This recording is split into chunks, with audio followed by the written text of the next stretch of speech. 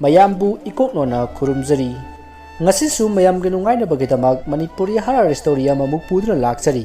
horror story asiki maming potloibagi maikhu wari asi hingliba amadi sikraba kanagumbi amataga mari najati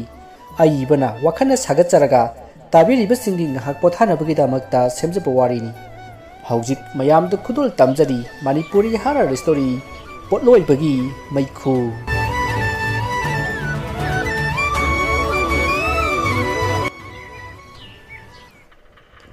Sandia ya sanglakpagi matamni mi punamak laidup thanari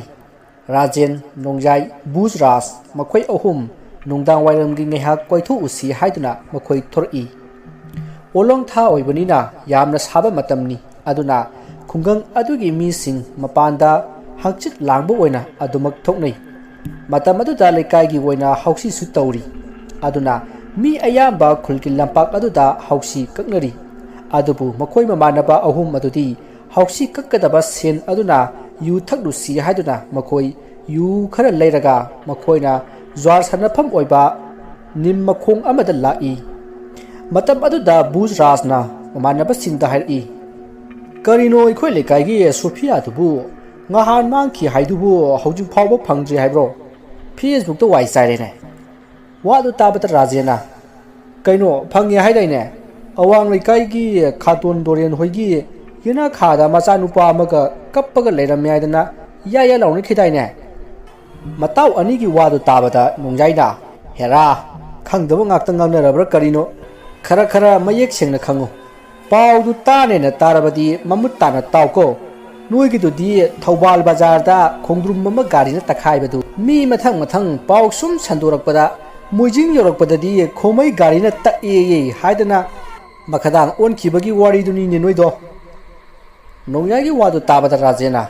adudi aikoi reporter dagi marik chumlbu wafam adu tarasidana asumna waris chana sana lakpana nimpambi adugi makhong jawrkle masrege makhoi phamthaduna yu thakpa hori maruda buzrasna ngasaigi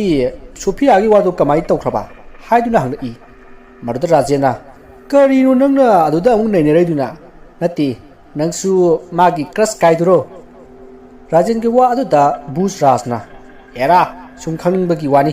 hai su haibani madui nupi machadu masakti phajabani he punsi roidaba rasi ama yawine buzras ki wa aduda rajena kaino punsi roidaba rasi haidi nati nangbu magi khupa ka sakhi lakhiba leibro charam ni ne nasaktu yengbada mi ge maran ge yakna tonba larabai lai maleba maruda buzrasna chalo hai aibu larabai lai malika aitna lukham du thadna ba thop woni ko nang is nangi ina khonbe lai mal he khongba lai tin khak man ba buthi Rajen ga buzras ka awai akhum tongnarak pa da nongjaina as amtal lang du se tumin amtal layo kaino mata ge asum na hairak pada makhoi ma manaba singa to tumin lai aduga Rajen na kaino kri tawrage haina hangni marudan nongjaina noidi makhol se tadro haina hangni maduda buzras amati Rajen tu tuminna makok non tharaga kari tabano haiduna tuminna tari adubu kari suta khidi maruda Rajena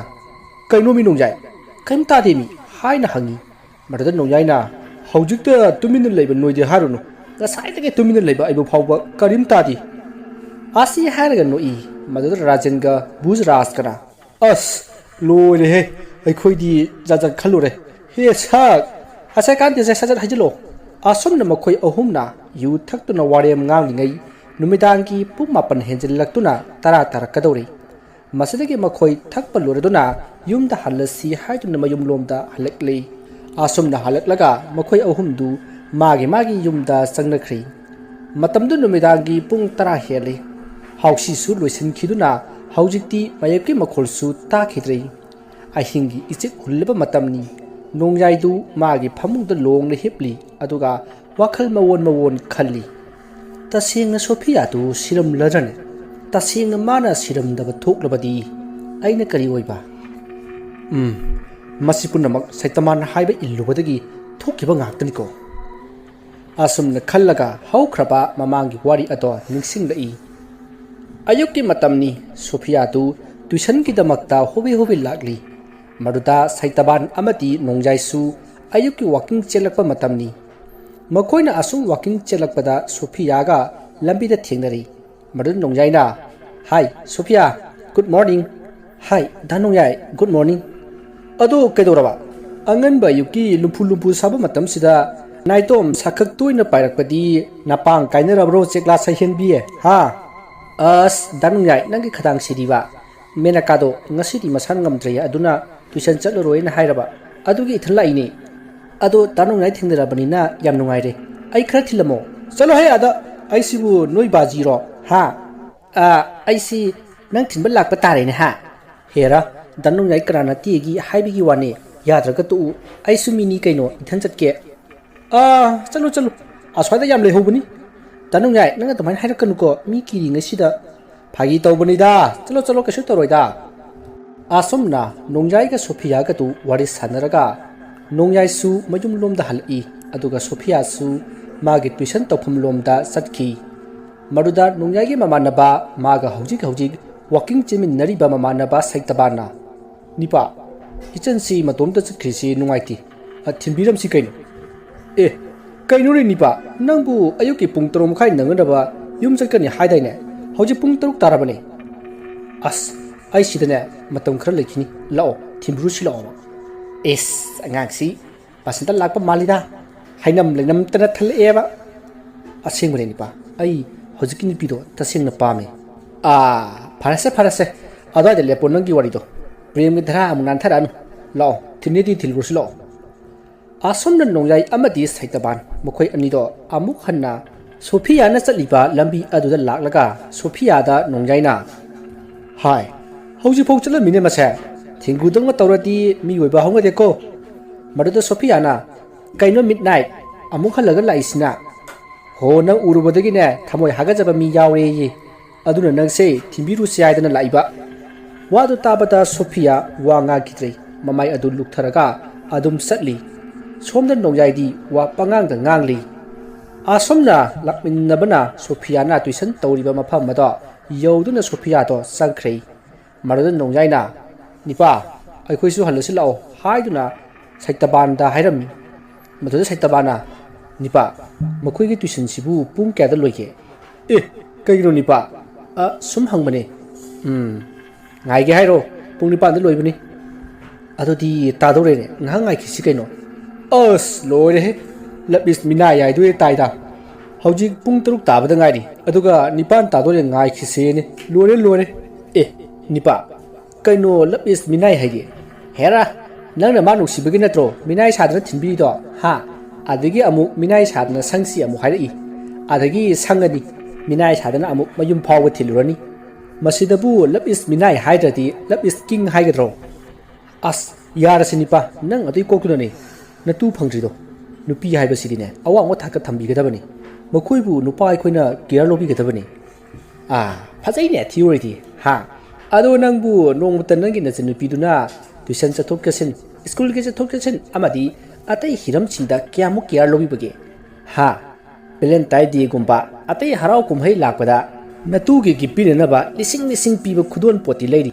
Aduga Nakuibu Kadai the Soki Gadagi Haidana I hing Nungtin Tumba Saba Kangana Sina Bilik Liba Ima Aduki the Matadi Mother de Ate Numit Kumhi Harau Matamda Lupa Ma Biba mit High Power later Pijakabro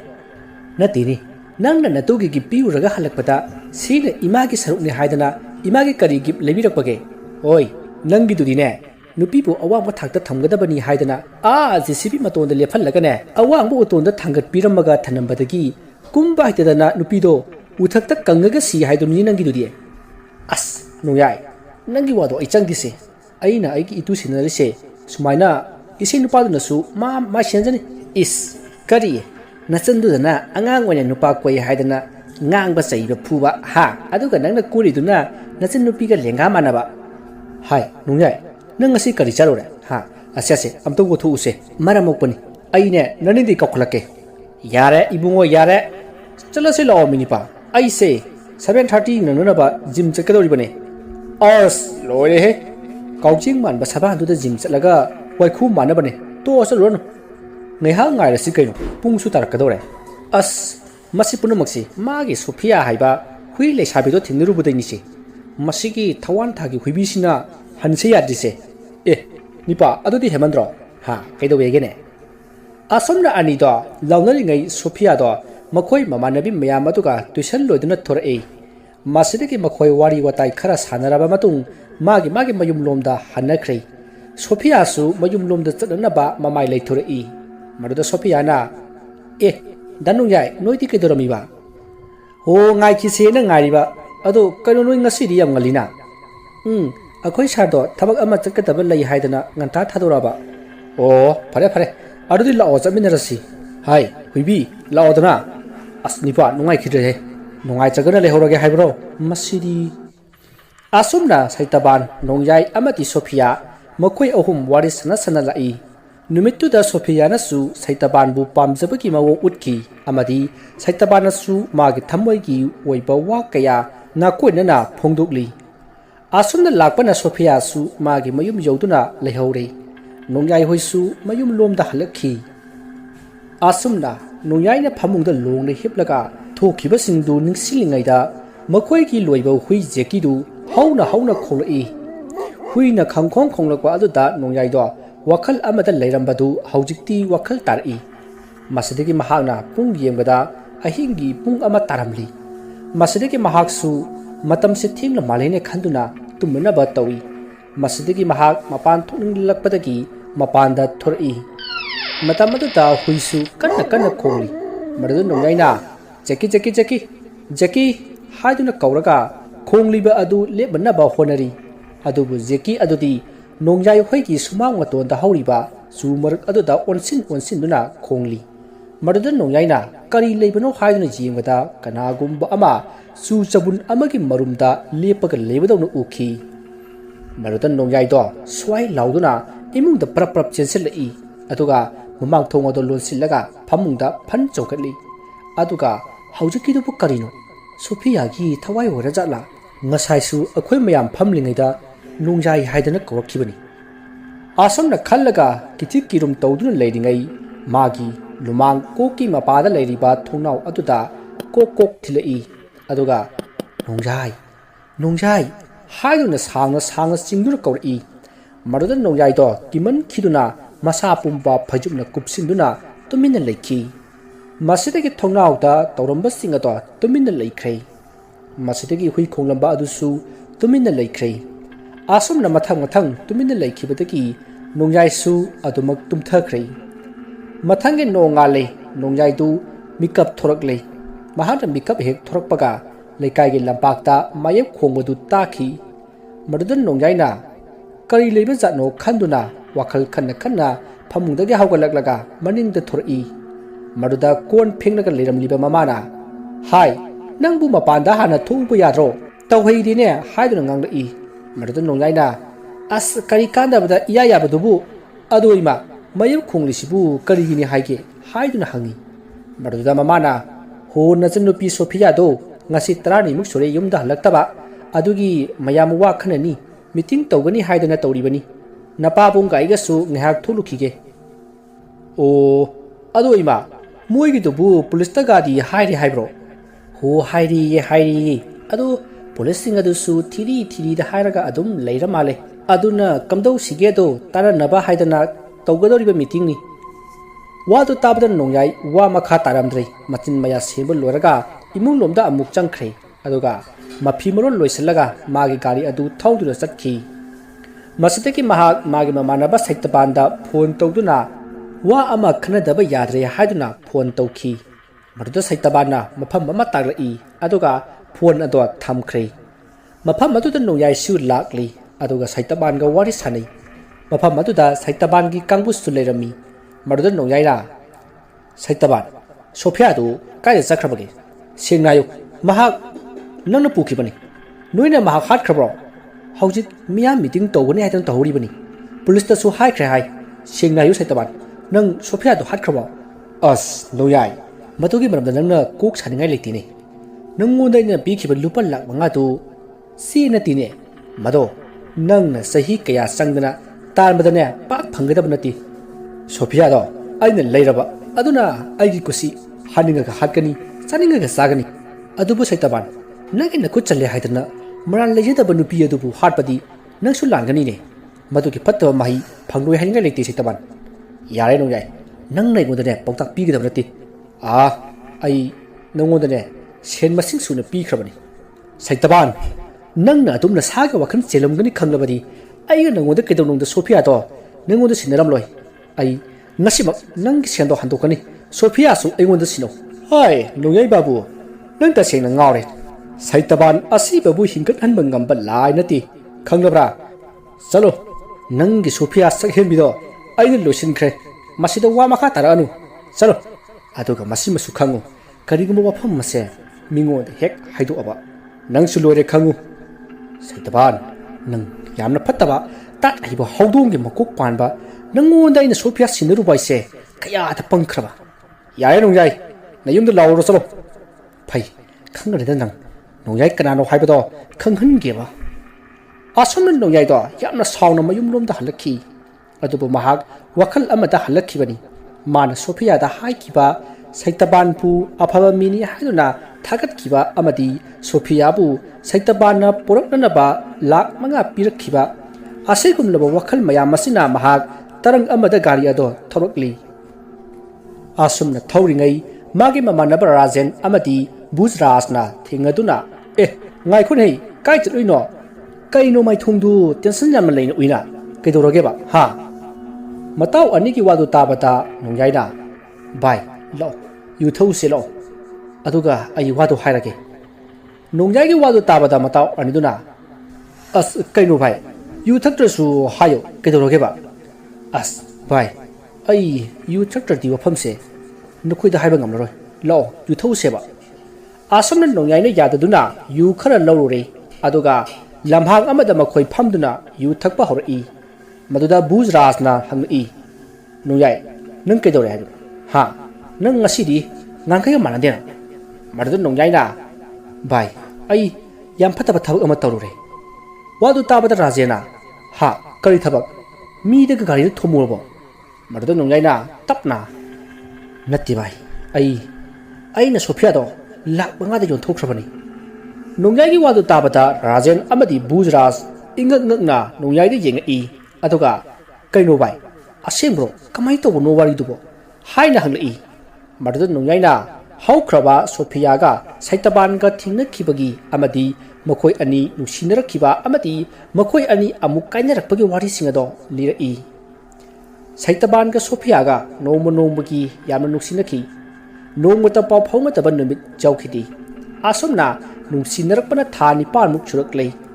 ꯅꯣꯡꯃ ꯁꯩꯇꯕꯥꯟꯒ ꯁꯣꯐꯤꯌꯥꯒ ꯔꯦꯁꯇꯨꯔꯥ ꯑꯃꯗ ꯎꯅꯔꯝꯃꯤ ꯃꯇꯝ ꯑꯗꯨꯗ ꯁꯩꯇꯕꯥꯟꯅ ꯁꯣꯐꯤꯌꯥꯗ ꯁꯣꯐꯤꯌꯥ ꯅꯪ ꯉꯥꯛꯇ ꯐꯝꯃꯝꯃꯨꯀꯣ ꯑꯩ ꯃꯄꯥꯟ ꯑꯃꯨꯛꯀ ꯊꯣꯛꯎꯈꯤꯒꯦ ꯑꯗꯣ ꯀꯨꯏꯔꯛꯀꯅꯨꯀꯣ ꯍꯦꯔꯥ ꯀꯨꯏꯔꯣꯏꯗ ꯂꯩꯔꯝꯃꯨꯀꯣ ꯑꯁꯤ ꯍꯥꯏꯔꯝꯂꯒ ꯁꯩꯇꯕꯥꯟꯗꯨ ꯔꯦꯁꯇꯨꯔꯥ ꯑꯗꯨꯒꯤ ꯃꯅꯤꯡꯂꯣꯝꯗ ꯆꯠꯈꯤ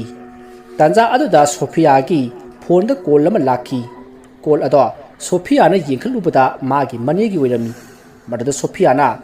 ꯏꯅꯦ ꯀꯩꯗꯧꯔꯒꯦ ꯍꯥꯏꯗꯨꯅ ꯍꯪꯉꯤ ꯃꯗꯨꯗ ꯃꯅꯦ ꯑꯗꯨꯅ ꯅꯄꯥꯕꯨꯡꯗꯣ ꯂꯧꯕꯨꯛꯇ ꯋꯥꯟꯊꯔꯛꯇꯅ ꯃꯌꯥꯝ ꯂꯥꯏꯀꯠꯅꯔꯤ ꯅꯪꯕꯨ ꯀꯥꯏꯗ ꯂꯩꯒꯦ ꯈꯔ ꯊꯨꯅ ꯂꯥꯛꯑꯣ ꯍꯥꯏꯗꯨꯅ ꯄꯥꯎ ꯄꯤꯔꯛꯈꯤ ꯄꯥꯎꯗꯨ ꯇꯥꯕꯗ ꯁꯣꯐꯤꯌꯥꯅ ꯃꯥꯒꯤ ꯃꯌꯨꯝꯗ ꯆꯠꯅꯅꯕ ꯍꯥꯏꯗꯨꯅ ꯁꯩꯇꯕꯥꯟꯕꯨ ꯊꯤꯔꯛꯏ ꯃꯇꯝ ꯑꯗꯨꯗ ꯃꯍꯥꯛꯅ ꯔꯦꯁꯇꯨꯔꯥ ꯑꯗꯨꯒꯤ ꯃꯅꯤꯡꯂꯣꯝꯗ ꯂꯥꯛꯄꯗ ꯁꯩꯇꯕꯥꯟꯗꯣ ꯐꯣꯔ ꯀꯥꯞꯂꯒ ꯂꯩꯔꯝꯈꯤ ꯃꯗꯨ ꯎꯕꯗ ꯁꯣꯐꯤꯌꯥꯗꯣ ꯁ꯭ꯋꯥꯏ ꯂꯥꯎꯈꯤ ꯑꯃꯗꯤ ꯃꯍꯥꯛ ꯅꯤꯡꯕ ꯀꯥꯏꯅ ꯀꯞꯂꯒ ꯃꯐꯝ ꯑꯗꯨꯗꯒꯤ ꯆꯦꯜꯂꯛꯂꯒ ꯔꯦꯁꯇꯨꯔꯥ ꯑꯗꯨꯗꯒꯤ ꯊꯣꯔꯛꯂꯒ ꯑꯣꯛꯇꯣ ꯑꯃꯗ ꯇꯣꯡꯗꯨꯅ ꯃꯌꯨꯝꯂꯣꯝꯗ ꯆꯠꯈꯤ ꯃꯁꯤꯗꯒꯤ ꯉꯥꯏꯍꯥꯛ ꯂꯩꯔꯒ ꯁꯩꯇꯕꯥꯟꯅ ꯁꯣꯐꯤꯌꯥꯒꯤ ꯃꯅꯥꯛꯇ ꯂꯥꯛꯄꯗꯗꯤ ꯁꯣꯐꯤꯌꯥ ꯂꯩꯔꯝꯗ꯭ꯔꯦ ꯃꯁꯤꯗꯒꯤ ꯃꯍꯥꯛꯅ ꯁꯣꯐꯤꯌꯥꯗ ꯀꯣꯜ ꯇꯧꯈꯤ ꯑꯗꯨꯕꯨ ꯁꯣꯐꯤꯌꯥꯅ ꯀꯣꯜ ꯔꯤꯁꯤꯞ ꯇꯧꯔꯛꯈꯤꯗ꯭ꯔꯦ ꯍꯟꯖꯤꯟ ꯍꯟꯖꯤꯟ ꯇꯧꯈꯤ ꯑꯗꯨꯕꯨ ꯁꯨꯡꯄꯥꯏ ꯄꯥꯏꯔꯛꯈꯤꯗ꯭ꯔꯦ ꯀꯣꯟꯅꯊꯪꯗ ꯁꯩꯇꯕꯥꯟꯒꯤ ꯐꯣꯟꯗ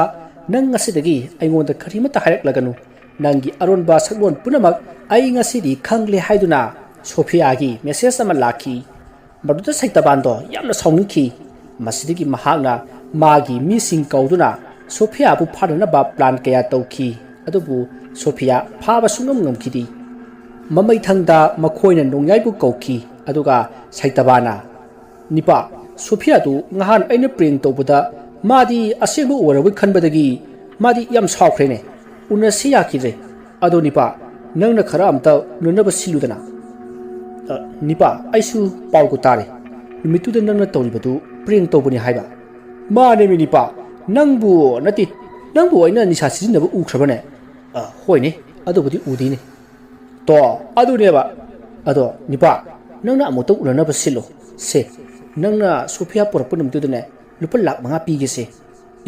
sen de kari ge as nipa sen do ma khoi ge imung da pi raga luhong khongdong boda mating oyan na ba pi ge da bani keno nang si pang ni he hai sibu Sophia je nang chela ge hairo nipa sumaina surumuru tawdana saunaraga laidu saruk thok luhong thoga ina ka thambana phareda ha hoini hoini ado nipa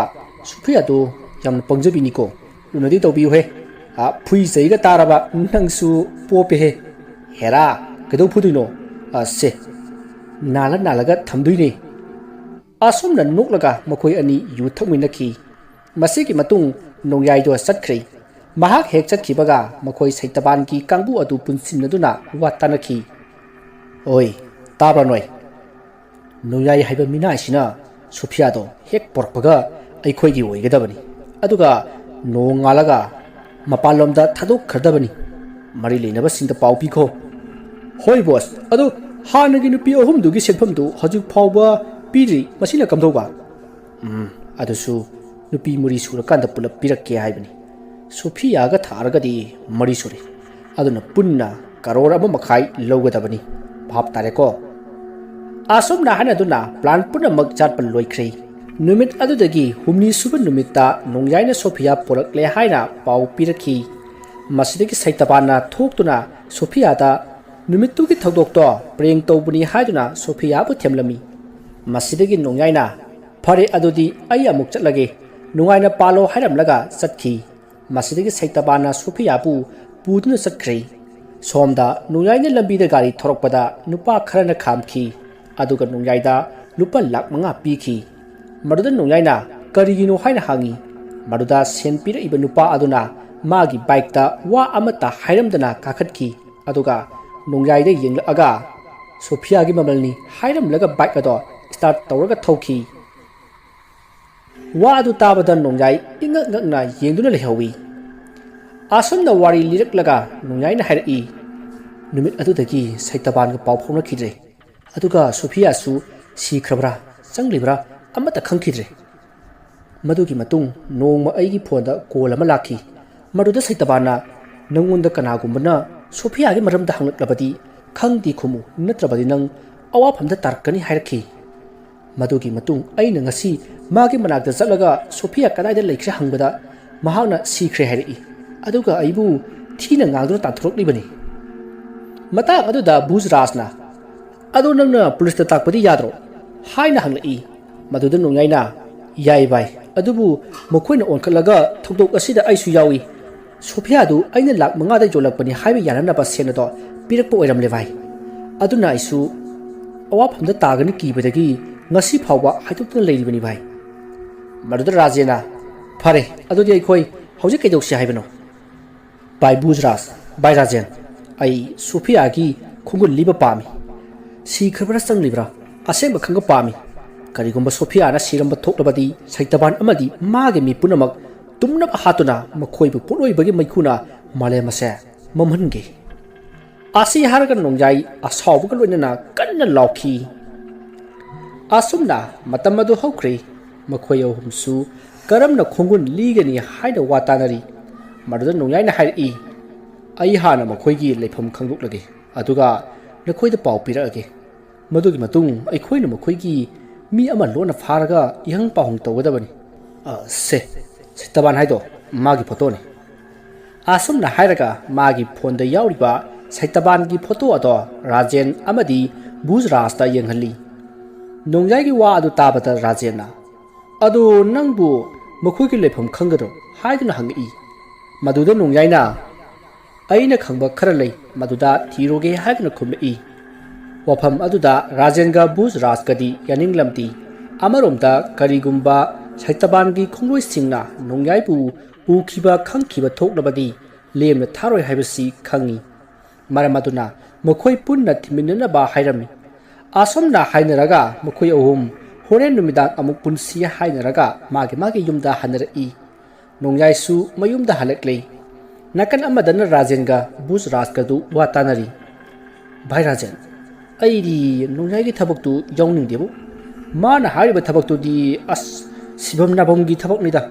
Magi saitaban haiba miru di manung kangbuga su marile ni haibani. Maga lamba tau bhai base araiba natini. Bus Ras, nang di kamai khangiba. Yam munnabu khangamine. As akhoi lekaidane sur naidna leramlibani. Aduna sitna na khangise aina khangdaba haibabu mana Sophia koiramisini. Yam hainabu koiramine. Ado Busras akhoi kidausiya. Kaiduba haibabu aidine ine daktada hojik leiri. Aduna sattaba yadrei seba leitabadagi ai chatpa tare hai taredana. Ngaikone. Aduda mana nupi ki sebabu nupadangna kamai leitinu hangadi. Era adu warakana nang thabak tu tali adugini ko khariga loire. Kaidu kidino madi lak manga phangabani sirasu yare nang ai kidi kadai primitara ne ai siraga nupa amaga luhong kibodo ai lairi bakta jingmanga moi asala silause as Rajen mathasi ai yongna sai imana banina mating su tongningi magi handaki thabak sidi ai khoi thawai mangba yari banine ai ko atuki mahut police tu wina haibana pharoidro ai police ta haidu uraga police ta complain toribudu kanano na thiraga ibani lorida ya kanabro thok tiba nangsu se sigi matang sidadi ne ai khangdi ai yaudi sina pharaban as khangdra nongyai sidi ne pura nongyai ni he wakhal ga chat loine hek mami akande sasilo thuba ma lakcharani Busras nongyai gi phone si ai na paihore kamdoba nang di adu kamai je paiba as ye panatida mana ngasai pirak pani ngasai mana photo yenghan baduda adum paira maladana idi as masi logo lakpadane ai kamai khumdino khangdira mana sodana kamai toksi ge hanga aneba yare matam khara laikisi muung ye kisi harga lore aduna pharatra as law chala si asumna Busras amati Rajendo satkri numit adugi numidang wairamda Rajen gi mayumda nongyai do magi phone lobul lai aduga phone ado lorba matung nongyai na adudi kona muk thingrasi ai chatlage hairam laga satkhri aduda Rajen na khali kainu ne nongyai sibu mana haiba thabak tu gi matang da amata palamde ne phareda kanana bu taloiduno da mi siba yaba thabak tu bo masu saungbagi yugi nisane kaine pangangang bagi wani masu kiribani kaino asi hairaga Rajendo imung de sangki somda nongyai do magi phone de yauriba Sophia gi momon nokpa luhongba chatpagi photo ado yengi aduga sonjai Sophia nangse aina yakna pamjakhibani adubu nanga aigadi naksinaba yadraba sagai gi mariyama oirambadagi aina nangonda wa haidokpa ngamkhidabani adubu nangna nungai yai phana laikhibado aina pamkhibani madugi damakta aina saitabanda nangbu sinakhibani phai aina nangi khongun sodna ligani karigum nangna taibanga se thaloktuno chalamlaba nangbu haliba makhoisinga do amata lema tharoi marakasida aige marup sinasu mating pangba kiraba phare ai ithanta na makhoi lan thingnagani adudi ai hajik kari to batai sumana sumnai thokpana di yararoi ngasi dagi ai thamka horake asong na khalagan nongyai na mage phone na do hapsin ki aduga mahag khudang gari da pung yengi maduda yachanglappagi pung mari taramlei masadagi mahangna mafi maron sechillaga magi bike ado thauduna bazar da lai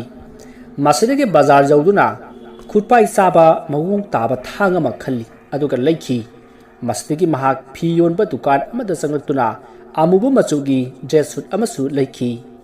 masidagi mahag posai singado khaw amada pulap hapsillaga parprap tholai asomna mahagna thorakpada ngaha nongma lambida khamlaga sen pirakhiba saitabangi kangbu ado nongjaina uri masidagi mahag nupa aduge manakta parprap sangsillaga mataw gari thaw halamiro haiduna hangi marada nupa adudi ingangangna au mane adu somna kana haiduna hangi marada nongjaina aibu kawrabo ai nongjai nongma somna lambi de khamlaga lak manga pirambado ꯂꯥꯛ ꯃꯉꯥꯒꯤ ꯋꯥꯔꯤ ꯄꯜꯂꯛꯄꯗꯨꯗ ꯅꯨꯄꯥꯗꯣ ꯚꯥꯞ ꯇꯥꯕ ꯃꯥꯜꯂꯤ꯫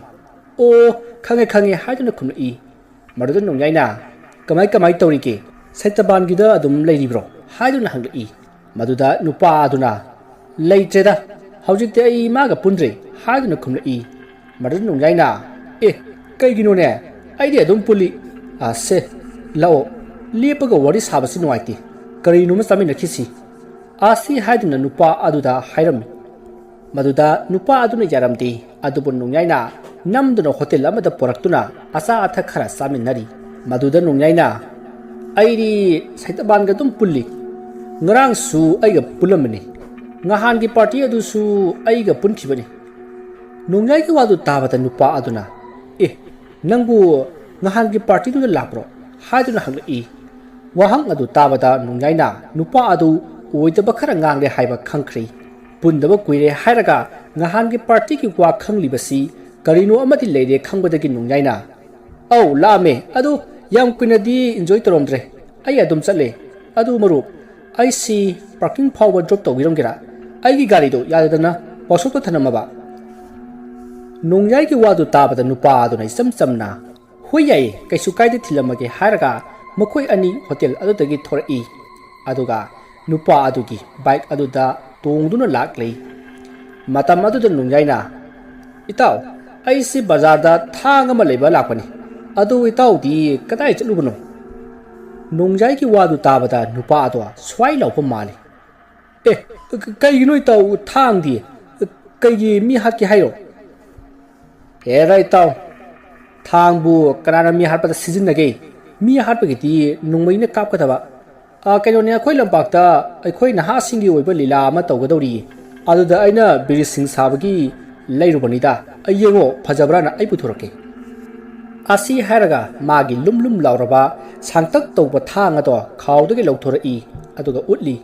ꯃꯗꯨ ꯎꯕꯗ ꯅꯨꯄꯥ ꯑꯗꯣ ꯏꯍꯩ ꯍꯩꯅꯗꯕ ꯀꯤꯕꯒꯨꯝꯁꯨ ꯇꯧꯏ꯫ ꯃꯗꯨꯗ ꯈꯪꯂꯗꯨꯅ ꯅꯣꯡꯌꯥꯏꯅ ꯄꯣꯁ ꯇꯥꯗ꯭ꯔꯣ ꯃꯇꯥꯎ ꯍꯥꯏꯗꯨꯅ ꯍꯪꯂꯛꯏ꯫ ꯃꯗꯨ ꯅꯨꯄꯥ ꯑꯗꯨꯅ ꯇꯥꯏꯌꯦ ꯚꯥꯏ ꯇꯥꯏꯌꯦ ꯍꯥꯞꯆꯤꯟꯈ꯭ꯔꯣ ꯃꯤꯅ ꯎꯔꯒ ꯌꯥꯝ ꯐꯖꯗꯦꯕ꯫ ꯑꯁꯨꯝꯅ ꯍꯥꯏꯅꯔꯤꯉꯩ ꯅꯣꯡꯌꯥꯏꯅ ꯈꯜꯂꯤ ꯑꯁꯤꯗ ꯑꯣꯛꯇꯣ ꯑꯃ ꯍꯥꯡꯅ ꯂꯥꯛꯑꯦꯁꯦ ꯆꯞ ꯆꯥꯔꯦ ꯑꯁꯤ ꯈꯜꯂꯒ ꯍꯥꯏꯔꯛꯏ꯫ ꯃꯇꯥꯎ ꯇꯥꯕ꯭ꯔꯣ ꯒꯥꯔꯤꯗꯣ ꯑꯝꯇ ꯈꯥꯝꯃꯣ ꯑꯣꯛꯇꯣꯁꯦ ꯑꯩꯈꯣꯏ ꯂꯩꯀꯥꯏ ꯌꯧꯒꯗꯕꯅꯤ ꯁꯤꯗ ꯌꯥꯎꯈ꯭ꯔꯒꯦ꯫ ꯋꯥ ꯑꯗꯨ ꯇꯥꯕꯗ ꯅꯨꯄꯥ ꯑꯗꯨꯅ ꯚꯥꯞ ꯃꯦꯟ ꯇꯥꯗꯅ ꯑꯧ ꯍꯣꯏ ꯍꯥꯏꯔꯒ ꯃꯈꯣꯏꯒꯤ ꯃꯃꯥꯡ ꯄꯥꯡꯅ ꯍꯥꯏꯊꯔꯛꯂꯤꯕ ꯑꯣꯛꯇꯣ ꯑꯗꯨꯒꯤ ꯃꯄꯥ ꯌꯧꯔꯛꯄꯗ ꯒꯥꯔꯤ ꯑꯗꯨ ꯇꯞꯊꯔꯛꯏ꯫ ꯇꯥꯟꯖꯥ ꯑꯗꯨꯗ ꯅꯣꯡꯌꯥꯏꯅ ꯅꯨꯄꯥ ꯑꯗꯨꯒꯤ ꯃꯀꯣꯛꯇ ꯃꯥꯅ ꯄꯥꯏꯔꯤꯕ ꯊꯥꯡ ꯑꯗꯨꯒꯤ ꯊꯥꯡꯈꯣꯛ ꯑꯗꯨꯅ ꯅꯨꯄꯥ ꯑꯗꯨꯒꯤ ꯂꯨꯈꯝꯗ ꯌꯥꯝꯅ ꯀꯟꯅ ꯁꯤꯒꯦꯁꯨ ꯁꯤꯖꯔꯣ ꯍꯥꯏꯕꯒꯤ ꯃꯑꯣꯡꯗ ꯁꯥꯐꯨ ꯀꯟꯅ ꯁꯨꯗꯠꯂꯛꯏ꯫ ꯃꯗꯨꯗ ꯅꯨꯄꯥ ꯑꯗꯣ ꯈꯨꯗꯛꯇ ꯒ꯭ꯌꯥꯟ ꯃꯥꯡꯈꯤꯗꯨꯅ ꯒꯥꯔꯤ ꯑꯗꯣ ꯂꯩꯃꯥꯏꯗ ꯇꯨꯁꯤꯜꯂꯤ꯫ ꯃꯗꯨꯗ ꯅꯣꯡꯌꯥꯏꯅ ꯑꯣꯛꯇꯣ ꯑꯗꯣ ꯈꯥꯝꯕꯤꯅꯕ ꯈꯨꯠ ꯈꯠꯂꯒ ꯈꯥꯝꯂꯤ ꯑꯗꯨꯒ ꯃꯥꯁꯦ ꯑꯩꯒꯤ ꯏꯃꯥꯟꯅꯕꯅꯤ ꯍꯣꯁꯄꯤꯇꯥꯜꯗ ꯑꯃꯨꯛꯇ ꯄꯨꯃꯤꯟꯅꯁꯤ ꯍꯥꯏꯗꯨꯅ ꯑꯣꯛꯇꯣ ꯑꯗꯨꯗ ꯍꯥꯏꯈꯤ꯫ ꯃꯁꯤꯗꯒꯤ ꯑꯣꯛꯇꯣ ꯊꯧꯕ ꯅꯨꯄꯥ ꯑꯗꯨꯁꯨ ꯍꯣꯕꯦ ꯍꯣꯏ ꯍꯥꯏꯔꯒ ꯃꯈꯣꯏ ꯑꯅꯤ ꯆꯪꯗꯨꯅ ꯅꯨꯄꯥ ꯑꯗꯨꯕꯨ ꯑꯣꯛꯇꯣꯗ ꯍꯥꯞꯀꯠꯂꯤ ꯑꯗꯨꯒ ꯑꯣꯛꯇꯣ ꯑꯗꯣ ꯊꯧꯈꯤ꯫ ꯃꯁꯤꯗꯒꯤ ꯅꯣꯡꯌꯥꯏꯅ ꯑꯣꯛꯇꯣ ꯗ꯭ꯔꯥꯏꯚꯔ ꯑꯗꯨꯗ ꯃꯐꯝ ꯑꯃꯗ ꯆꯠꯅꯅꯕ ꯍꯥꯏꯔꯝꯃꯤ꯫ ꯃꯗꯨꯗ ꯑꯣꯛꯇꯣ ꯗ꯭ꯔꯥꯏꯚꯔ ꯑꯗꯨꯅ ꯑꯗꯣꯝꯗ ꯍꯣꯁꯄꯤꯇꯥꯜ ꯂꯩꯇꯦ ꯍꯥꯏꯗꯨꯅ ꯈꯨꯝꯂꯛꯏ꯫ ꯃꯗꯨꯗ ꯅꯣꯡꯌꯥꯏꯅ ꯂꯩ ꯊꯧꯒ ꯊꯧ ꯍꯥꯏꯗꯨꯅ ꯃꯥꯅ ꯑꯣꯛꯇꯣ ꯑꯗꯣ ꯊꯧꯍꯟꯈꯤ꯫ ꯃꯁꯤꯒꯤ ꯃꯇꯨꯡ ꯅꯨꯃꯤꯠ ꯑꯗꯨꯒꯤ ꯅꯨꯃꯤꯗꯥꯡ ꯄꯨꯡ 6 ꯍꯦꯜꯂꯛꯄ ꯑꯗꯨꯋꯥꯏꯗ ꯅꯣꯡꯌꯥꯏꯅ ꯐꯥꯔꯛꯄ ꯅꯨꯄꯥ ꯑꯗꯣ ꯋꯥꯈꯜ ꯂꯥꯛꯂꯤ꯫ ꯃꯍꯥꯛꯅ ꯋꯥꯈꯜ ꯂꯥꯛꯄꯗ ꯅꯣꯡꯌꯥꯏꯗꯨ ꯃꯥꯒꯤ ꯊꯥꯡ ꯑꯗꯨ ꯄꯥꯏꯗꯨꯅ ꯅꯨꯄꯥ ꯑꯗꯨꯒꯤ ꯃꯃꯥꯡꯗ ꯐꯝꯂꯒ ꯂꯩꯔꯝꯃꯤ꯫ ꯃꯗꯨꯗ ꯅꯨꯄꯥ ꯑꯗꯨꯅ ꯀꯩꯅꯣ ꯅꯪꯅ ꯇꯧꯔꯤꯁꯤ ꯀꯩꯅꯣ ꯑꯩꯕꯨ ꯀꯔꯤꯒꯤ ꯐꯥꯔꯤꯕꯅꯣ ꯍꯥꯏꯗꯨꯅ ꯍꯪꯉꯤ꯫ ꯃꯗꯨꯗ ꯅꯣꯡꯌꯥꯏꯅ ꯏꯇꯥꯎ ꯀꯩꯅꯣꯝꯇ ꯍꯪꯒꯦ ꯇꯧꯕꯅꯤ ꯍꯥꯠꯀꯦꯅ ꯐꯥꯕ ꯅꯠꯇꯦꯗ ꯀꯩꯅꯣꯅꯤ ꯑꯩꯅ ꯁꯩꯇꯕꯥꯟꯗ ꯁꯣꯐꯤꯌꯥ ꯄꯤꯈ꯭ꯔꯕ ꯃꯇꯨꯡꯗ ꯀꯔꯤ ꯇꯧꯈꯤ ꯁꯦꯡꯅ ꯍꯥꯏꯔꯛꯎ ꯑꯗꯨ ꯑꯣꯏꯔꯕꯗꯤ ꯅꯪ ꯑꯩꯅ ꯇꯦꯛꯇ ꯀꯥꯏꯗꯅ ꯊꯥꯗꯣꯛꯀꯅꯤ ꯅꯠꯇ꯭ꯔꯕꯗꯤ ꯅꯪ ꯂꯣꯏꯔꯦꯍꯦ ꯏꯇꯥꯎ꯫ ꯃꯗꯨꯗ ꯅꯨꯄꯥ ꯑꯗꯨꯅ ꯑꯩ ꯃꯗꯨꯒꯤ ꯃꯔꯝꯗ ꯑꯃꯠꯇ ꯈꯪꯗꯦ ꯑꯩꯗꯤ ꯃꯥꯒ ꯄꯨꯟꯈꯤꯗꯕ ꯀꯨꯏꯔꯦ꯫ ꯀꯔꯤ ꯅꯆꯤꯟ ꯊꯤꯕ ꯅꯍꯥꯟ ꯁꯩꯇꯕꯥꯟꯒꯤ ꯄꯥꯔꯇꯤꯗꯨꯗ ꯅꯪ ꯂꯥꯛꯂꯤꯕꯗꯨꯗꯤ ꯁꯦꯡꯅ ꯍꯥꯏꯌꯨ ꯁꯣꯐꯤꯌꯥ ꯍꯧꯖꯤꯛ ꯀꯗꯥꯏꯗ ꯂꯩ꯫ ꯃꯗꯨ ꯁꯦꯡꯅ ꯍꯥꯏꯗ꯭ꯔꯕꯗꯤ ꯅꯪ ꯑꯩꯅ ꯍꯥꯠꯇꯣꯛꯀꯗꯕꯅꯤ ꯈꯪꯉꯨ꯫ ꯑꯩꯅ ꯍꯥꯏꯔꯤꯕꯁꯤꯅꯤ ꯑꯩ ꯃꯗꯨꯒꯤ ꯃꯔꯝꯗ ꯑꯃꯠꯇ ꯈꯪꯗꯦ ꯍꯥꯏꯔꯗꯅ꯫ ꯑꯣ ꯐꯩ ꯑꯗꯨꯗꯤ ꯊꯥꯡ ꯑꯁꯤꯒꯤ ꯃꯌꯥꯗ ꯀꯌꯥꯝ ꯀꯨꯏꯅ ꯂꯣꯠꯄ ꯉꯝꯕꯒꯦ ꯍꯥꯏꯕꯗꯣ ꯌꯦꯡꯒꯦꯕ ꯅꯪ꯫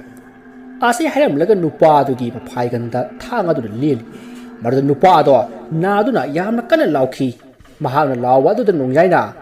ꯑꯣꯏ ꯁꯦꯡꯅ ꯍꯥꯏꯔꯛꯎ ꯁꯣꯐꯤꯌꯥ ꯍꯧꯖꯤꯛ ꯍꯧꯖꯤꯛ ꯍꯤꯡꯂꯤꯕ ꯅꯠꯇ꯭ꯔꯥ ꯍꯥ ꯃꯔꯨꯞ ꯑꯩ ꯃꯗꯨꯃꯗꯤ ꯇꯁꯦꯡꯅ ꯈꯪꯗꯦ ꯑꯩꯅ ꯈꯪꯕꯗꯤ ꯈꯔ ꯈꯛꯇꯅꯤ ꯃꯁꯤꯒꯤ ꯋꯥꯔꯝ ꯄꯨꯝꯅꯃꯛ ꯑꯂꯨꯁ ꯐꯥꯔꯕꯗꯤ ꯄꯨꯝꯅꯃꯛ ꯈꯪꯒꯅꯤ ꯑꯗꯨꯗꯤ ꯍꯥꯏꯔꯛꯎ ꯅꯪꯅ ꯈꯪꯕꯁꯤꯡꯗꯣ ꯂꯣꯏꯅ ꯍꯥꯏꯔꯛꯎ ꯍꯣꯏ ꯑꯩ ꯍꯥꯏꯖꯒꯦ ꯁꯣꯐꯤꯌꯥꯗꯣ ꯁꯩꯇꯥꯕꯥꯟꯅ ꯃꯥꯒꯤ ꯑꯃꯟꯕ ꯒꯣꯗꯥꯎꯟ ꯑꯃꯗ ꯄꯨꯁꯤꯜꯂꯤ ꯃꯗꯨꯗ ꯁꯣꯐꯤꯌꯥꯅ ꯀꯗꯥꯏꯗꯅꯣ ꯂꯩꯕꯁꯤꯕꯨ ꯍꯥꯏꯗꯨꯅ ꯍꯪꯉꯛꯄꯗ ꯁꯩꯇꯥꯕꯥꯟꯅ ꯂꯥꯏꯔꯩꯕꯥꯛꯇꯅꯤ ꯍꯥꯏꯗꯨꯅ ꯈꯨꯝꯃꯒ ꯃꯥꯕꯨ ꯈꯨꯗꯨꯝ ꯆꯟꯗꯨꯅ ꯐꯥꯖꯤꯟꯈꯤ ꯑꯗꯨꯒ ꯃꯥꯒꯤ ꯃꯃꯥꯡꯃꯛꯇꯗ ꯁꯩꯇꯥꯕꯥꯟꯅ ꯃꯁꯥꯗ ꯅꯝꯕꯔ 4 ꯀꯥꯞꯁꯤꯟꯈꯤ ꯑꯗꯨꯒ ꯁꯣꯐꯤꯌꯥꯗ ꯌꯥꯝ ꯎꯁꯤꯠꯇꯅ ꯅꯪꯗꯤ ꯅꯣꯡꯌꯥꯏꯅ ꯂꯥꯛ 5ꯗ ꯌꯣꯟꯊꯣꯛꯂꯝꯂꯕꯅꯤ ꯍꯥꯏꯗꯨꯅ ꯅꯣꯛꯈꯤ ꯃꯗꯨꯒꯤ ꯃꯇꯨꯡ ꯁꯩꯇꯥꯕꯥꯟ ꯑꯃꯗꯤ ꯑꯩꯈꯣꯏ ꯃꯌꯥꯝꯅ ꯁꯣꯐꯤꯌꯥꯗ ꯑꯅꯤꯡꯕ ꯑꯄꯥꯝꯕ ꯄꯨꯝꯅꯃꯛ ꯄꯥꯡꯊꯣꯛꯈꯤ ꯃꯗꯨꯒꯤ ꯃꯇꯨꯡ ꯑꯍꯤꯡꯗ ꯁꯣꯐꯤꯌꯥꯗꯣ ꯀꯃꯥꯏꯅꯅꯣ ꯈꯪꯗꯦ ꯃꯥꯒꯤ ꯄꯨꯜꯂꯤꯕꯁꯤꯡꯗꯣ ꯅꯥꯟꯊꯣꯔꯛꯑꯒ ꯑꯩꯈꯣꯏꯒꯤ ꯃꯤ ꯑꯅꯤ ꯌꯣꯠꯆꯩꯅ ꯊꯤꯟꯗꯨꯅ ꯍꯥꯠꯈꯤ ꯃꯁꯤꯗꯒꯤ ꯑꯩꯈꯣꯏ ꯃꯊꯪ ꯃꯊꯪ ꯍꯧꯒꯠꯅꯔꯛꯇꯨꯅ ꯁꯣꯐꯤꯌꯥꯕꯨ ꯐꯥꯈꯤ ꯑꯗꯨꯒ ꯁꯩꯇꯥꯕꯥꯟꯅ ꯁꯣꯐꯤꯌꯥꯕꯨ ꯌꯥꯝꯅ ꯊꯤꯅ ꯐꯨꯈꯤ ꯑꯗꯨꯝꯅ ꯐꯨꯕꯗꯒꯤ ꯁꯣꯐꯤꯌꯥꯗꯣ ꯒ꯭ꯌꯥꯟ ꯃꯥꯡꯈꯤ ꯃꯗꯨꯒꯤ ꯃꯇꯨꯡ ꯑꯩ ꯅꯣꯡꯉꯥꯜꯂꯛꯄꯗꯒꯤ ꯑꯩꯈꯣꯏ ꯃꯌꯥꯝꯅ ꯆꯥꯅꯅꯕ ꯍꯣꯇꯦꯜ ꯆꯠꯂꯦ ꯑꯩꯅ ꯍꯜꯂꯛꯄꯗ ꯁꯣꯐꯤꯌꯥ ꯂꯩꯔꯝꯗꯦ ꯑꯗꯨꯒ ꯃꯐꯝ ꯑꯗꯨꯋꯥꯏꯗ ꯏꯁꯨ ꯌꯥꯝꯅ ꯇꯥꯔꯝꯈꯤ ꯑꯗꯨꯒ ꯉꯛꯂꯤꯕꯗꯤ ꯁꯩꯇꯥꯕꯥꯟꯒꯤ ꯃꯈꯨꯠꯇꯁꯨ ꯁꯣꯛꯂꯝꯃꯤ ꯑꯩꯅ ꯀꯩꯗꯧꯔꯒꯦ ꯍꯪꯕꯗ ꯃꯈꯣꯏ ꯃꯌꯥꯝꯅ ꯀꯩꯁꯨ ꯇꯧꯗꯦ ꯍꯥꯏꯅ ꯈꯨꯝꯂꯛꯏ ꯑꯩꯅ ꯁꯣꯐꯤꯌꯥꯗꯤ ꯍꯥꯏꯅ ꯍꯪꯕꯗ ꯍꯥꯠꯈ꯭ꯔꯦ ꯍꯥꯏꯔꯛꯏ ꯃꯁꯤꯗꯒꯤ ꯑꯍꯦꯟꯕ ꯀꯔꯤꯝ ꯈꯪꯗ꯭ꯔꯦ ꯑꯗꯨꯒ ꯅꯈꯣꯏꯅ ꯇꯧꯔꯤꯕ ꯊꯕꯛꯁꯤꯅ ꯀꯔꯤꯅꯣ ꯅꯨꯄꯤꯁꯤꯡ ꯐꯥꯔꯒ ꯃꯄꯥꯟꯗ ꯁꯦꯟ ꯄꯤꯗꯨꯅ ꯊꯥꯗꯣꯛꯄ ꯋꯥꯗꯨ ꯇꯥꯕꯗ ꯅꯣꯡꯌꯥꯏꯅ ꯀꯔꯤ ꯍꯥꯏꯗꯨꯅ ꯅꯨꯄꯥ ꯑꯗꯨꯕꯨ ꯐꯨꯈꯤ ꯃꯁꯤꯗꯒꯤ ꯅꯣꯡꯌꯥꯏꯅ ꯑꯂꯨꯁꯀꯤ ꯂꯩꯐꯝ ꯍꯥꯏꯔꯛꯎ ꯍꯥꯏꯕꯗꯒꯤ ꯑꯂꯨꯁꯀꯤ ꯂꯩꯐꯝ ꯍꯥꯏꯔꯛꯈꯤ ꯃꯁꯤꯗꯒꯤ ꯅꯣꯡꯌꯥꯏꯅ ꯅꯨꯄꯥ ꯑꯗꯣ ꯆꯠꯈꯤꯕ ꯌꯥꯔꯒꯅꯤ ꯍꯥꯏꯗꯨꯅ ꯊꯥꯗꯣꯛꯈꯤ ꯑꯗꯨꯒ ꯅꯣꯡꯌꯥꯏꯅ ꯇꯨꯃꯤꯟꯅ ꯅꯨꯄꯥ ꯑꯗꯨꯕꯨ ꯈꯪꯍꯟꯗꯅ ꯏꯟꯅꯔꯛꯂꯤ ꯅꯨꯄꯥ ꯑꯗꯨꯗꯤ ꯃꯥꯒꯤ ꯃꯇꯨꯡꯗ ꯅꯣꯡꯌꯥꯏꯅ ꯏꯟꯅꯔꯛꯂꯤ ꯍꯥꯏꯕ ꯈꯪꯕ ꯅꯠꯇꯦ ꯑꯁꯨꯝꯅ ꯅꯨꯄꯥ ꯑꯗꯨꯅ ꯑꯁꯨꯝ ꯆꯠꯈ꯭ꯔꯒ ꯃꯤ ꯀꯌꯥ ꯆꯠꯅꯗꯕ ꯃꯐꯝ ꯑꯃꯗ ꯆꯪꯁꯤꯟꯈꯤ ꯑꯗꯨꯒ ꯆꯔꯨꯅ ꯀꯨꯞꯄ ꯌꯨꯝ ꯑꯃꯗ ꯆꯦꯟꯁꯤꯟꯈꯤ ꯌꯨꯝ ꯑꯗꯣ ꯌꯦꯡꯕꯗ ꯌꯥꯝꯅ ꯃꯜꯂꯤ ꯑꯀꯣꯏꯕꯗ ꯌꯨꯝ ꯑꯃꯠꯇꯁꯨ ꯇꯥꯔꯝꯗꯦ ꯃꯇꯝꯗꯨ ꯅꯨꯃꯤꯗꯥꯡ ꯃꯇꯝ ꯑꯣꯏꯕꯅꯤꯅ ꯄꯨꯝꯃꯝ ꯃꯝꯃꯤ ꯃꯁꯤꯗꯒꯤ ꯅꯣꯡꯌꯥꯏꯅ ꯃꯥꯒꯤ ꯒꯥꯔꯤ ꯑꯗꯣ ꯈꯔ ꯂꯥꯞꯇꯛꯅ ꯈꯥꯝꯂꯝꯂꯒ ꯃꯍꯥꯛ ꯃꯈꯣꯡꯅ ꯌꯨꯝ ꯑꯗꯨꯒꯤ ꯃꯅꯥꯛꯇ ꯆꯪꯁꯤꯜꯂꯛꯏ ꯒꯥꯔꯤ ꯑꯗꯨ ꯉꯁꯥꯏ ꯅꯣꯡꯌꯥꯏꯅ ꯅꯨꯄꯥ ꯑꯗꯨ ꯄꯨꯁꯤꯜꯂꯝꯂꯕ ꯃꯇꯨꯡ ꯑꯣꯛꯇꯣ ꯑꯗꯨꯗ ꯇꯣꯡꯗꯨꯅ ꯂꯥꯛꯂꯒ ꯃꯥꯒꯤ ꯒꯥꯔꯤ ꯑꯗꯣ ꯂꯧꯈꯤꯕꯅꯤ ꯑꯗꯨꯒ ꯅꯨꯄꯥ ꯑꯗꯨꯒꯤ ꯒꯥꯔꯤ ꯑꯗꯨꯗꯤ ꯂꯩꯔꯝꯗ꯭ꯔꯦ ꯑꯗꯨꯕꯨ ꯅꯣꯡꯌꯥꯏꯅ ꯃꯥꯒꯤ ꯒꯥꯔꯤꯗꯤ ꯇꯤꯀꯦꯠ ꯀꯛꯂꯒ ꯊꯅꯝꯕꯅ ꯃꯥꯡꯈꯤꯗꯕꯅꯤ ꯑꯁꯨꯝꯅ ꯅꯣꯡꯌꯥꯏꯅ ꯌꯨꯝ ꯑꯗꯨꯒꯤ ꯁꯤꯡꯒꯣꯡꯗꯒꯤ ꯄꯥꯛꯊꯔꯒ ꯌꯦꯡꯕꯗ ꯁꯩꯇꯥꯕꯥꯟ ꯑꯃꯗꯤ ꯃꯈꯣꯏ ꯈꯔ ꯋꯥꯔꯤ ꯁꯥꯅꯔꯤ ꯃꯗꯨꯗ ꯉꯁꯥꯏ ꯅꯣꯡꯌꯥꯏꯅ ꯐꯥꯈꯤꯕ ꯅꯨꯄꯥ ꯑꯗꯨꯅ ꯍꯥꯏꯔꯛꯏ ꯑꯁꯦꯡꯕꯗꯤ ꯕꯣꯁ ꯃꯗꯨꯒꯤ ꯃꯤꯗꯣ ꯀꯗꯔꯁꯨ ꯌꯥꯝꯅ ꯍꯩ ꯑꯗꯨꯒ ꯄ꯭ꯂꯥꯟ ꯁꯤꯟꯕꯁꯨ ꯌꯥꯝꯅ ꯍꯩ ꯃꯥꯅ ꯑꯩꯈꯣꯏ ꯂꯣꯏꯅꯃꯛ ꯍꯥꯠꯄ ꯁꯣꯏꯗ꯭ꯔꯕꯅꯤ ꯑꯗꯨꯅ ꯑꯩꯈꯣꯏ ꯍꯧꯖꯤꯛ ꯀꯩꯗꯧꯁꯤꯒꯦ ꯍꯥꯏꯕꯗꯣ ꯈꯟꯅꯁꯤ ꯋꯥꯗꯨ ꯇꯥꯕꯗ ꯁꯩꯇꯥꯕꯥꯟꯅ ꯑꯣꯏ ꯅꯪꯗꯤ ꯀꯩꯗꯧꯕꯒꯤ ꯃꯥꯒ ꯍꯣꯇꯦꯜꯗ ꯑꯆꯥꯄꯣꯠ ꯆꯥꯔꯨꯔꯤꯕ ꯅꯊꯤꯕꯣꯡ ꯂꯥꯎꯕꯒꯤ ꯗꯁꯥ ꯇꯥꯔꯤꯗꯣ ꯉꯔꯥꯡ ꯅꯍꯥꯟꯗ ꯁꯣꯐꯤꯌꯥꯒꯤ ꯊꯋꯥꯏ ꯑꯗꯨ ꯐꯥꯖꯤꯟꯈꯤꯕꯗ ꯉꯥꯏꯔꯤ ꯑꯗꯨꯒ ꯃꯗꯨꯒꯤ ꯅꯣꯡꯌꯥꯏ ꯍꯥꯏꯕ ꯃꯤꯅꯥꯏꯗꯨꯅ ꯑꯃꯨꯛ ꯑꯋꯣꯠ ꯑꯄꯥ ꯁꯥꯔꯛꯏꯕꯅꯤꯅꯦ ꯑꯩꯈꯣꯏꯅ ꯐꯥꯈꯤꯕ ꯅꯨꯄꯤ ꯑꯃꯠꯇ ꯍꯟꯗꯛ ꯊꯣꯛꯏꯕ ꯑꯁꯤꯒꯨꯝꯅ ꯊꯣꯛꯇ꯭ꯔꯤ ꯐꯔꯦ ꯑꯩꯈꯣꯏꯒꯤ ꯃꯥꯌꯣꯛꯇ ꯅꯣꯡꯌꯥꯏꯁꯨ ꯂꯥꯛꯂꯕꯅꯤꯅ ꯂꯣꯏꯁꯤꯟꯕ ꯇꯥꯔꯦꯗꯅ ꯑꯗꯨ ꯕꯣꯁ ꯁꯣꯐꯤꯌꯥꯒꯤ ꯊꯋꯥꯏ ꯐꯥꯖꯤꯟꯈꯤꯕ ꯂꯥꯡꯉꯊꯦꯜꯒꯤ ꯑꯣꯖꯥ ꯑꯃꯥꯏꯕ ꯁꯤꯇꯟꯖꯤꯟꯅ ꯋꯥꯐꯝ ꯄꯨꯝꯅꯃꯛ ꯍꯥꯏꯈ꯭ꯔꯕꯗꯤ ꯀꯝꯗꯧꯕ ꯑꯩ ꯀꯔꯝꯅ ꯍꯥꯏꯒꯗꯧꯔꯤꯕ ꯑꯩꯈꯣꯏꯅ ꯁꯣꯐꯤꯌꯥꯒꯤ ꯊꯋꯥꯏ ꯐꯥꯖꯤꯟꯈ꯭ꯔꯦ ꯍꯥꯏꯕꯗꯤ ꯅꯣꯡꯌꯥꯏꯅ ꯈꯪꯒꯗꯕꯁꯨ ꯂꯩꯇꯦ ꯀꯥꯟꯗꯦ ꯅꯣꯡꯌꯥꯏꯗꯣ ꯍꯦꯛ ꯊꯤꯡꯂꯕ ꯃꯐꯝꯗ ꯂꯣꯏꯁꯤꯟꯒꯗꯕꯅꯤ ꯅꯈꯣꯏ ꯇꯥꯔꯕ ꯑꯁꯨꯝꯅ ꯁꯥꯟꯅꯔꯤꯕ ꯋꯥꯔꯤꯗꯨ ꯇꯥꯕꯗꯒꯤ ꯅꯣꯡꯌꯥꯏꯅ ꯑꯣ ꯂꯥꯡꯉꯊꯦꯜꯒꯤ ꯑꯣꯖꯥ ꯁꯤꯇꯟꯖꯤꯠ ꯍꯥꯏꯕ ꯐꯩ ꯑꯩ ꯍꯌꯦꯡꯃꯛ ꯃꯥꯒꯤ ꯃꯅꯥꯛꯇ ꯆꯠꯀꯅꯤ ꯑꯁꯨꯝꯅ ꯅꯣꯡꯌꯥꯏꯗꯨ ꯃꯌꯨꯝꯂꯣꯝꯗ ꯍꯜꯂꯛꯄꯗ ꯅꯨꯃꯤꯗꯥꯡꯒꯤ ꯄꯨꯡ 9 ꯍꯦꯜꯂꯤ ꯃꯇꯝ ꯑꯗꯨꯗ ꯃꯥꯒꯤ ꯃꯥꯡꯒꯣꯜꯗ ꯂꯩꯀꯥꯏ ꯑꯗꯨꯒꯤ ꯃꯈꯣꯏ ꯃꯤꯑꯣꯏ ꯈꯔ ꯐꯝꯃꯒ ꯂꯩꯔꯝꯃꯤ ꯃꯌꯥꯝꯗꯨ ꯅꯣꯡꯌꯥꯏ ꯂꯥꯛꯄ ꯎꯕꯗ ꯃꯉꯣꯟꯗ ꯌꯦꯡꯅꯔꯛꯏ ꯃꯗꯨꯗ ꯑꯍꯟ ꯑꯃꯅ ꯏꯕꯨꯡꯉꯣ ꯅꯣꯡꯌꯥꯏ ꯅꯪ ꯍꯜꯂꯛꯑꯦꯗꯅ ꯑꯩꯈꯣꯏ ꯃꯌꯥꯝ ꯅꯪꯕꯨ ꯉꯥꯏꯔꯝꯂꯤꯕꯅꯤꯅꯦ ꯑꯍꯟ ꯑꯗꯨꯒꯤ ꯋꯥꯗꯨ ꯇꯥꯕꯗ ꯅꯣꯡꯌꯥꯏꯅ ꯃꯥꯃ ꯀꯔꯤꯒꯤ ꯑꯣꯏꯔꯕꯅꯣ ꯑꯩꯕꯨ ꯉꯥꯏꯔꯝꯂꯤꯕꯁꯤꯕꯣ ꯍꯥꯏꯅ ꯍꯪꯉꯤ ꯃꯗꯨꯗ ꯅꯣꯡꯌꯥꯏꯒꯤ ꯃꯃꯥꯅ ꯏꯕꯨꯡꯉꯣ ꯅꯪꯕꯨ ꯁꯣꯐꯤꯌꯥꯒ ꯈꯪꯅꯕ ꯅꯨꯄꯥꯗꯨ ꯃꯁꯛ ꯈꯪꯕ꯭ꯔꯣ ꯅꯣꯏꯗꯤ ꯃꯥꯒ ꯋꯥ ꯀꯣꯏꯅꯗꯦ ꯗꯣꯡ ꯍꯥꯏꯅꯩꯗꯅ ꯁꯣꯐꯤꯌꯥꯒꯤ ꯃꯃꯥꯟꯅꯕꯤꯁꯤꯡꯅ ꯍꯥꯏꯕꯗ ꯁꯩꯇꯥꯕꯥꯟꯒ ꯈꯪꯅꯩ ꯍꯥꯏꯅꯦ ꯁꯩꯇꯥꯕꯥꯟꯗꯤ ꯑꯩꯈꯣꯏꯗ ꯂꯩꯔꯝꯂꯤꯕꯅꯤ ꯅꯪꯒꯁꯨ ꯇꯤꯟꯅꯔꯤꯕꯅꯤ ꯑꯗꯨꯅ ꯃꯥꯒꯤ ꯃꯔꯝꯗ ꯅꯪꯅ ꯍꯦꯟꯅ ꯈꯪꯂꯝꯒꯗ꯭ꯔꯥ ꯍꯥꯏꯗꯅ ꯃꯌꯥꯝꯁꯦ ꯍꯪꯕ ꯂꯥꯛꯂꯤꯕꯅꯤꯅꯦ ꯃꯃꯥꯒꯤ ꯋꯥꯗꯨ ꯇꯥꯕꯗ ꯅꯣꯡꯌꯥꯏꯅ ꯏꯃꯥ ꯍꯣꯏ ꯆꯨꯝꯃꯤ ꯁꯣꯐꯤꯌꯥꯗꯨ ꯁꯩꯇꯕꯥꯟꯒ ꯈꯪꯅꯕꯅꯤ ꯑꯗꯨ ꯃꯈꯣꯏ ꯑꯅꯤ ꯁꯥꯎꯅꯗꯅ ꯀꯥꯏꯅꯈ꯭ꯔꯕꯅꯤ ꯑꯗꯩꯗꯤ ꯑꯩ ꯈꯪꯗ꯭ꯔꯦꯗ ꯁꯣꯐꯤꯌꯥꯁꯨ ꯊꯋꯥꯏ ꯅꯨꯡꯉꯥꯏꯇ꯭ꯔꯕ꯭ꯔꯥ ꯀꯩꯅꯣ ꯈꯪꯗꯦ ꯌꯨꯝꯗꯒꯤ ꯊꯣꯛꯂꯛꯈꯤꯗ꯭ꯔꯦ ꯑꯗꯨꯅ ꯑꯗꯨꯝ ꯎꯅꯈꯤꯗ꯭ꯔꯦꯗ ꯍꯟꯗꯛꯇꯅꯤ ꯃꯥ ꯌꯨꯝꯗ ꯍꯜꯂꯛꯇꯦ ꯈꯪꯂꯤꯁꯦ ꯑꯁꯨꯝꯅ ꯍꯥꯏꯔꯝꯂꯒ ꯅꯣꯡꯌꯥꯏꯗꯨ ꯏꯃꯨꯡꯗ ꯆꯪꯈ꯭ꯔꯦ ꯃꯗꯨꯗ ꯃꯌꯥꯝꯅ ꯁꯣꯐꯤꯌꯥꯒꯤ ꯃꯃꯥꯟꯅꯕꯤꯅ ꯐꯥꯎꯕ ꯈꯪꯗꯕ ꯋꯥꯗꯨꯕꯨ 이붕어 농야이나 캉바 하우너데다 꼬이너바 누시나바 하이시디 아목수 누시네 아목수 까이네 아두나 사이타반가 까이나크레 하이바 아마 빨리버니나 마기 머리 레네랑고다버디 만드레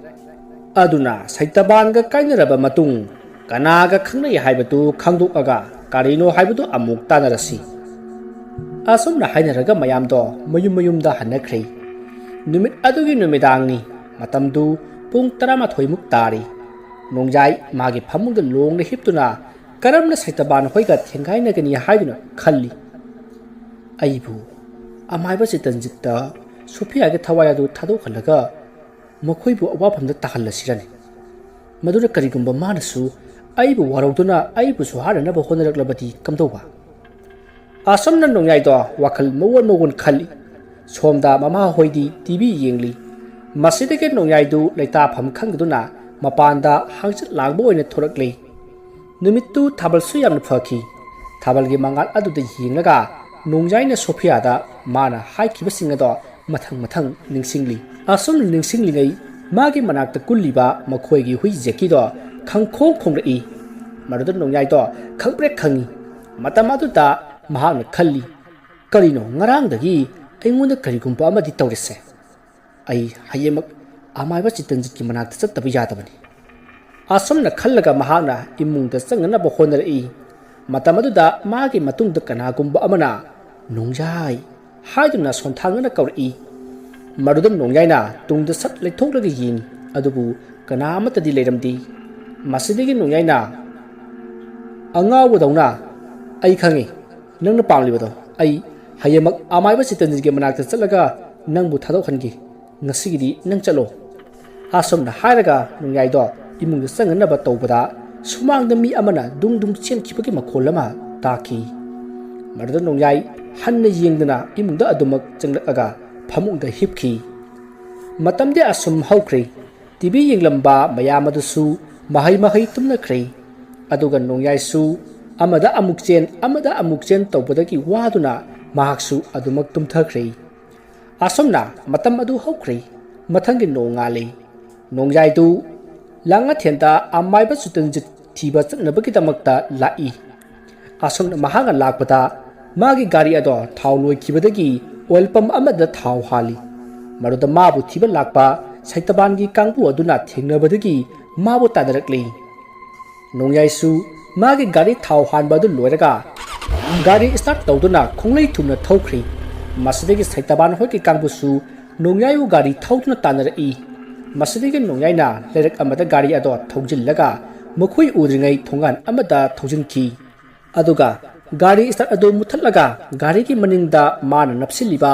asaba number ado setatlaga mana cheliba yum adugi yana kharomda chelai matamadu da tomthin ngan bisu college nabaki maningda irujariba matamni nongjai na parap chensilakpa adu da khangprek khangduna nang kanano haraga manakta leriba brush aduna nongjai ki mamaida thomjili maduda natana leiriba sendal baltil ahangba mathang thomjilai marda nongjai na ngaikho nang adumana langadi makhoina khangkhitare aise mi khara na hadaba tanarakpadagi silaklibani hayuna khanghalli wadu tabada tomthin nganbina tahandradi nanggumpase halaga phadawne chatkro haibane hayuna lawri maduda nongjai na masiti yararoi khantuna mage thangado satori aduga handak wa hengangla aba thangsin nasinduda job sodele khangu nongjai gi wadu tomthin nganbidu tumina lekhi somdana saitaban hoiki kangbu aduna kadom tawkrage somda thujun kidaine as yam hainabo loline haiduna koithi thikhi asumna thirakpada makhoina nongjai gi gari adu ure adubu makhoina ukiba number adudi soinakhi aduga gari ki model amadi machumamen punamak chumnakhi masidagi makhoina yum aduda changlaklaga mi koyeng yengami aduga makhoi khara amana ꯌꯨꯝ ꯑꯗꯨꯒꯤ ꯃꯅꯤꯡꯂꯣꯝꯗ ꯆꯠꯇꯨꯅ ꯌꯦꯡꯕ ꯂꯥꯛꯏ ꯃꯇꯝ ꯑꯗꯨꯗ ꯅꯣꯡꯌꯥꯏꯅ ꯃꯥꯅ ꯂꯩꯔꯤꯕ ꯑꯗꯣꯝꯗ ꯃꯤ ꯈꯔ ꯂꯥꯛꯂꯦ ꯈꯪꯕꯗꯒꯤ ꯏꯔꯨꯖꯕꯒꯤ ꯏꯁꯤꯡ ꯍꯥꯞꯂꯤꯕ ꯁꯤꯟꯇꯦꯛꯁ ꯑꯗꯨꯒꯤ ꯃꯔꯨꯝꯗ ꯂꯩꯁꯤꯟꯗꯨꯅ ꯂꯣꯠꯈ꯭ꯔꯦ ꯇꯥꯟꯖꯥ ꯑꯗꯨꯗ ꯁꯩꯇꯕꯥꯟꯒꯤ ꯀꯥꯡꯕꯨ ꯑꯗꯣ ꯌꯧꯁꯤꯜꯂꯛꯂꯦ ꯃꯗꯨꯗ ꯇꯣꯝꯊꯤꯟ ꯉꯥꯟꯕꯤꯅ ꯍꯦ ꯀꯅꯥꯅꯣ ꯍꯥꯏꯗꯨꯅ ꯂꯥꯎꯈꯤ मरुद सैतबानगी कांगपु अदो कीबोय पाखटपोय लेकाय खंगरप तारे हादुना सेनख्रै मसिदगी सुमांगदा लेरंबा मयाम सिंग अदुसु लोइना सेनखि सोमदना तोमथिन ngabidu sakta singsidि हारगा इरुजबदा लोइसिलगा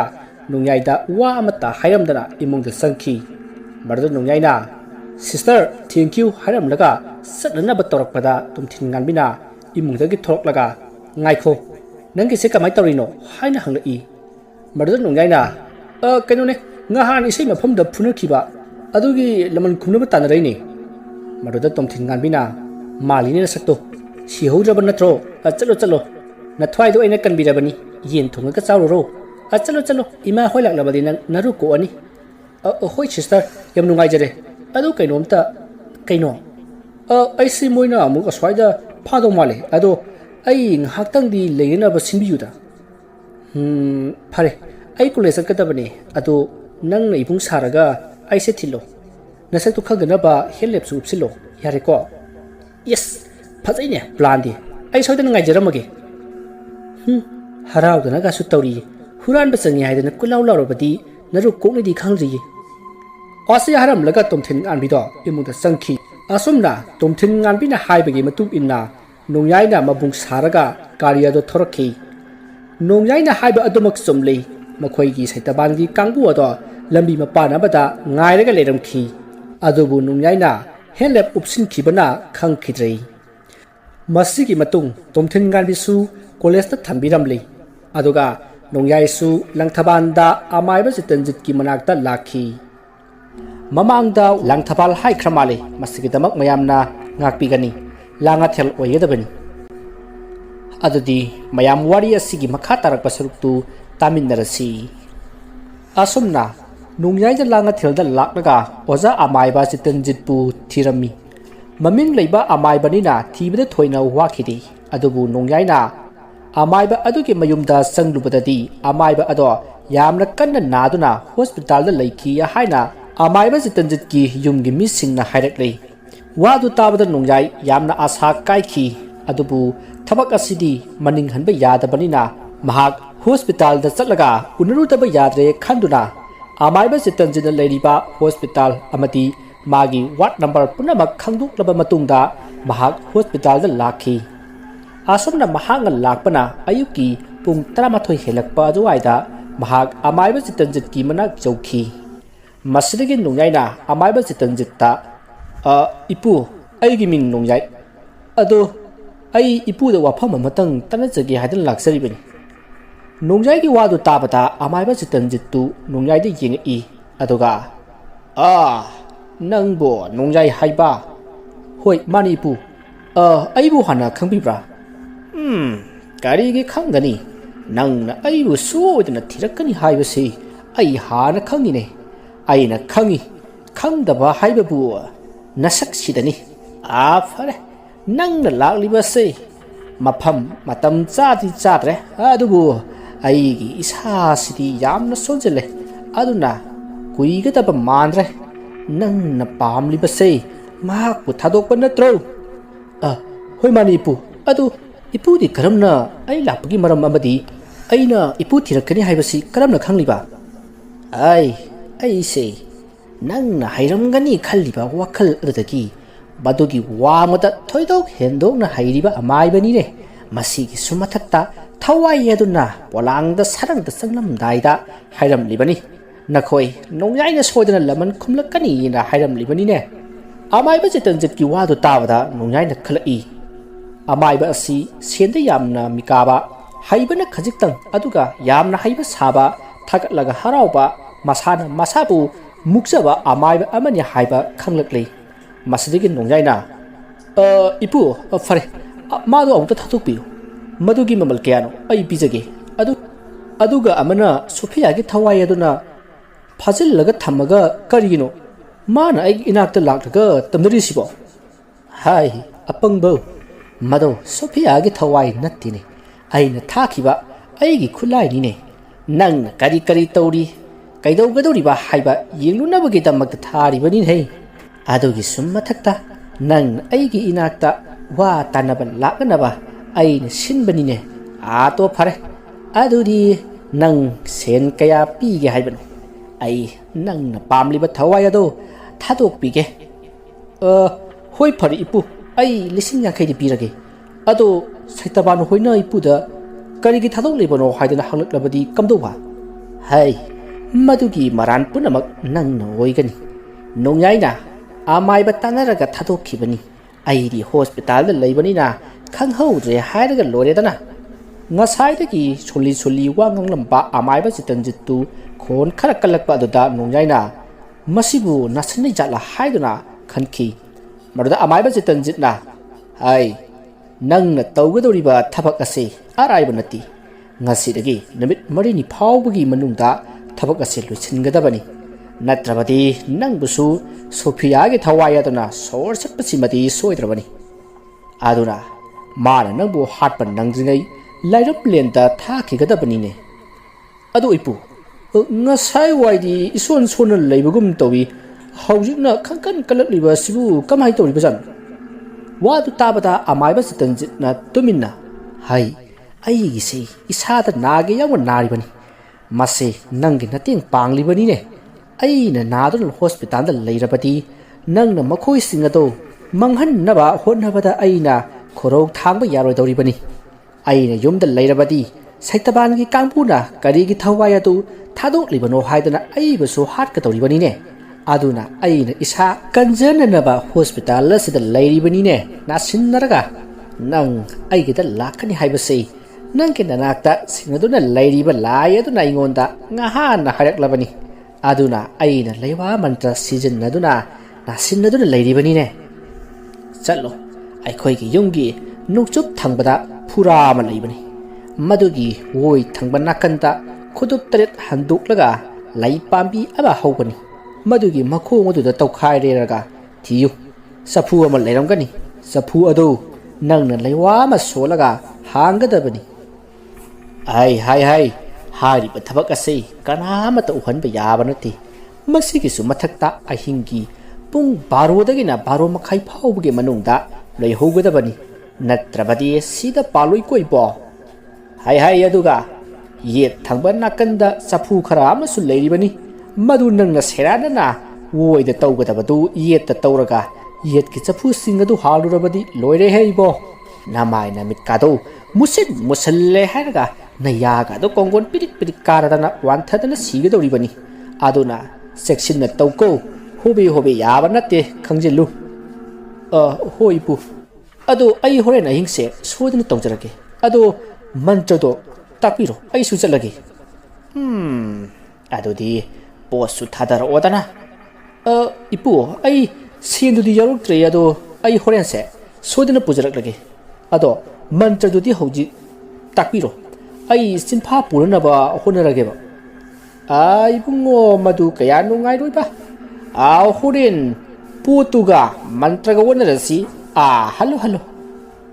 असुमना अमाइबादुना हाइरकपादुदा नुयाइना वाखल अमा खलई मसिगी माइबसे सेंसि ओखा चोकपजानि इपुना हौजि मंत्रदो पिरबा होरेन अइना 10,000 हाबलगा 50,000 पिरे हौजिक पिद्रगना सोपनगे 50 पिरे खलो खलो इपु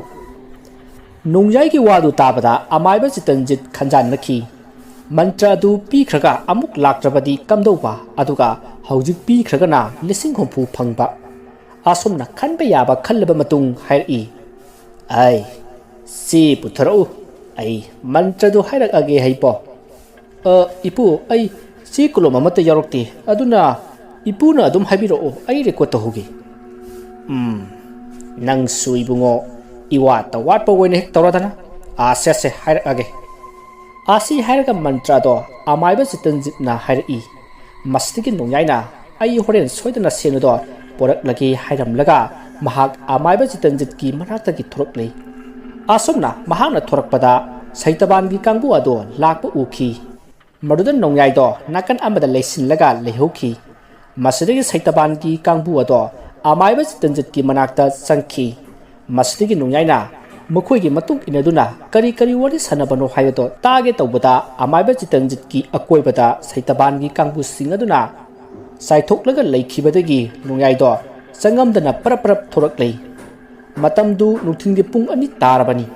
ꯃꯁꯤꯗꯒꯤ ꯃꯍꯥꯛꯅ ꯍꯧꯖꯤꯛ ꯑꯃꯥꯏꯕ ꯆꯤꯇꯟꯖꯤꯠꯅ ꯍꯥꯏꯔꯛꯈꯤꯕ ꯃꯟꯇ꯭ꯔꯁꯤꯡ ꯑꯗꯣ ꯃꯤꯅ ꯈꯪꯗꯅꯕ ꯍꯥꯏꯗꯨꯅ ꯒꯨꯒꯜ ꯗ꯭ꯔꯥꯏꯚꯇ ꯊꯝꯈꯤ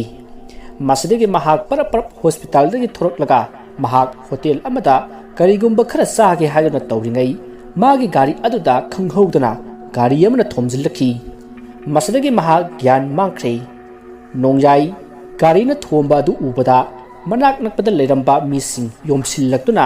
ꯃꯥꯕꯨ ꯒꯥꯔꯤ ꯑꯃꯗ ꯍꯥꯞꯇꯨꯅ ꯍꯣꯁꯄꯤꯇꯥꯜꯗ ꯄꯨꯈꯤ